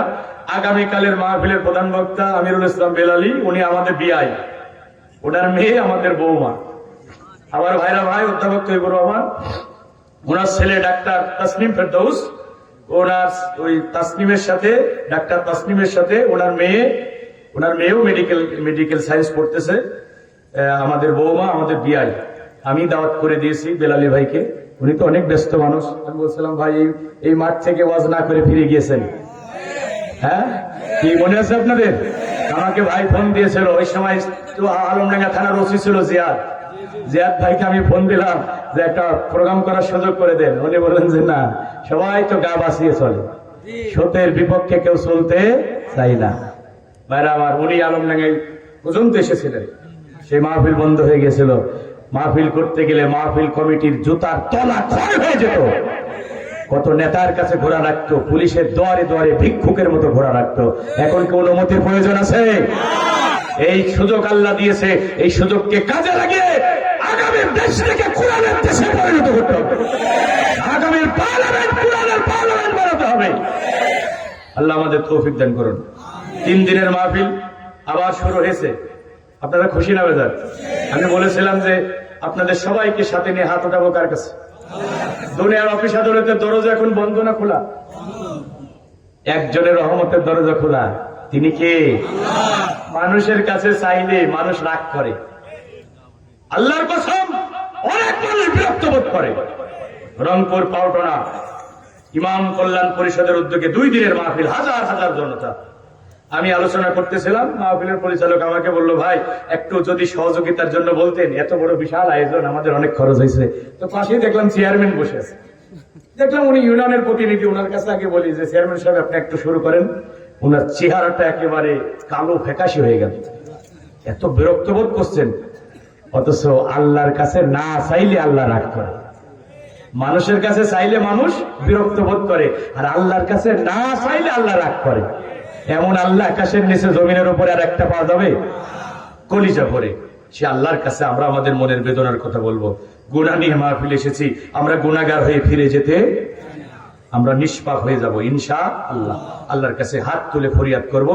এই গ্রামের আমবাগানে, বাঁশবাগানে, গোরস্থানে কত মানুষ ঘুমিয়ে গেছে। গত বছর যারা ছিল আজকে তারা, আবার আজকে যারা আছে আগামী বছর থাকবে না। এই কোরআনের মাহফিল চলবে, তাদের জন্য এখান থেকে দোয়া করা হবে ইনশাআল্লাহ। দোয়া এমন এক পাওয়ার, দোয়া এমন এক পাওয়ার, দোয়ার মাধ্যমে মানুষের তাকদীর পর্যন্ত পরিবর্তন হয়। দোয়া হলো মুমিনের সবচেয়ে বড় হাতিয়ার। ভাই এখনই দোয়া হবে। তো এই 3 দিনের মাহফিল অনেক খরচ হয়েছে। আগামীকাল আপনারা একটু প্রস্তুতি নিয়ে আসবেন, যাতে আগামী বছর আমার ভাইদের এই কোরআনের বাগান সাজাতে কোনো কষ্ট না হয়। কি পারবো না আমরা ভাই? বাবার জন্য মার জন্য 500 1000 করে টাকা 102 মা বোনেরা আপনারা একটু প্রস্তুতি নিয়ে আসবেন আগামীকালের জন্য। আর আজকে ছেলেরা একটু ভিতরে যাবেন, যে যতটুকু পারেন কই একটু ঢুকবে, আপনারা একটু পকেটে হাত দেন, আমি কলিজা ভরে আপনাদের জন্য দোয়া করব। চার দোকানে বসলে 50-100 টাকা খরচ হয়ে যায়, অনেকের মা নাই। মহিলা মাহফিল আছে না ভাই? কখন ভাই? এটা পোস্টারে লেখা নেই তো? ও পিছনে, আলহামদুলিল্লাহ। হ্যাঁ, ও আগামীকাল সকাল 9টায় মহিলা মাহফিলের আয়োজন করেছে। কে মেহমান? কে? আমাদের আসিয়া খালা। হ্যাঁ, আমাদের আসিয়া খালা আসবেন। আপনারা একটু ভাই কেউ মারুম হবেন, আমি দোয়া করবো, সবার জন্য দোয়া করবো। মা বোনদের ভিতরে ওখানে কি শেষ শরীর আছে মহিলা প্যান্ডেলে? হ্যাঁ হ্যাঁ, হয়ে গেছে, আলহামদুলিল্লাহ আলহামদুলিল্লাহ। আপনারা একটু একটু যে যা পারেন ভাই একটু সহজ শরীর হন, আপনারা কেউ মারবেন না, কলিজা ভরে দেওয়া হবে। আল্লাহ রসুলের এই সাহাবী কাব বিন মালিক যখন ক্ষমার সংবাদ পেয়েছে, সাথে সাথে সে আল্লাহর পথে হাদিয়া সৎসাদকা করেছে, তার সম্পদের একটা অংশ আল্লাহর পথে খরচ করে দিয়েছে, এবং যিনি সম্পদ এনেছেন তাকেও হাদিয়া দিয়েছে, গায়ের জামা করে দিয়েছে। এটা হলো ইসলামী শরিয়াতের বিধান। যখন আল্লাহর কাছে ক্ষমা চাইতে হবে, আল্লাহর পথে কিছু দান করে ক্ষমা চাওয়া, এটা হচ্ছে ইসলামী শরিয়াতের নিয়ম। এজন্য এখনই দোয়া হবে ভাই, আপনারা একটু মেহরবানি করে বসেন, দোয়া না করে আমরা কেউ যাবো না। আগামীকাল আপনারা একটু বেশি বেশি দাওয়াতি কাজ করে আসবেন, এই মাঠ যেন একেবারে কানায় কানায় পরিপূর্ণ হয়ে যায়। মুহাদ্দিস আমিরুল ইসলাম বেলালী এদেশের একজন প্রথিতযশা আলেমে দ্বীন, কোরআনের কথাগুলো অত্যন্ত নির্ভীক চিত্তে তিনি সারা দেশে বলছেন। আজকে উনি, আমি দেখলাম মনে হয় জয়পুরহাট না বগুড়াতে প্রোগ্রাম করছে, আগামীকাল উনি আসবেন ইনশাল্লাহ, আমার সাথে কথা হয়েছে। আপনারা কাল বেশি বেশি দাওয়াতি কাজ করে আসবেন। আর এখনই দোয়া হবে ভাই, দোয়া না করে আমরা কেউ যাবো না। মেহরবানি করে সবাই বসে যান। অনেকের মা নাই, বাবা নাই, আপনজন বিদায় নিয়ে চলে গেছে, অনেকে অসুস্থ, অনেকে বিপদ মুসিবতে। দোয়ার মাধ্যমে আল্লাহ আমাদের ইহসান করবেন, আমাদের বিপদ মুসিবত থেকে পরিত্রাণ দেবেন। সবাই দোয়ায় শামিল হব। এখন আমাদের সভাপতি মহোদয় আলহাজ মাস্টার আজিজুল হক তিনি সালাম বিনিময় করবেন, তারপর দোয়া হবে। ভাই মেহরবানি করে সবাই একটু বসে।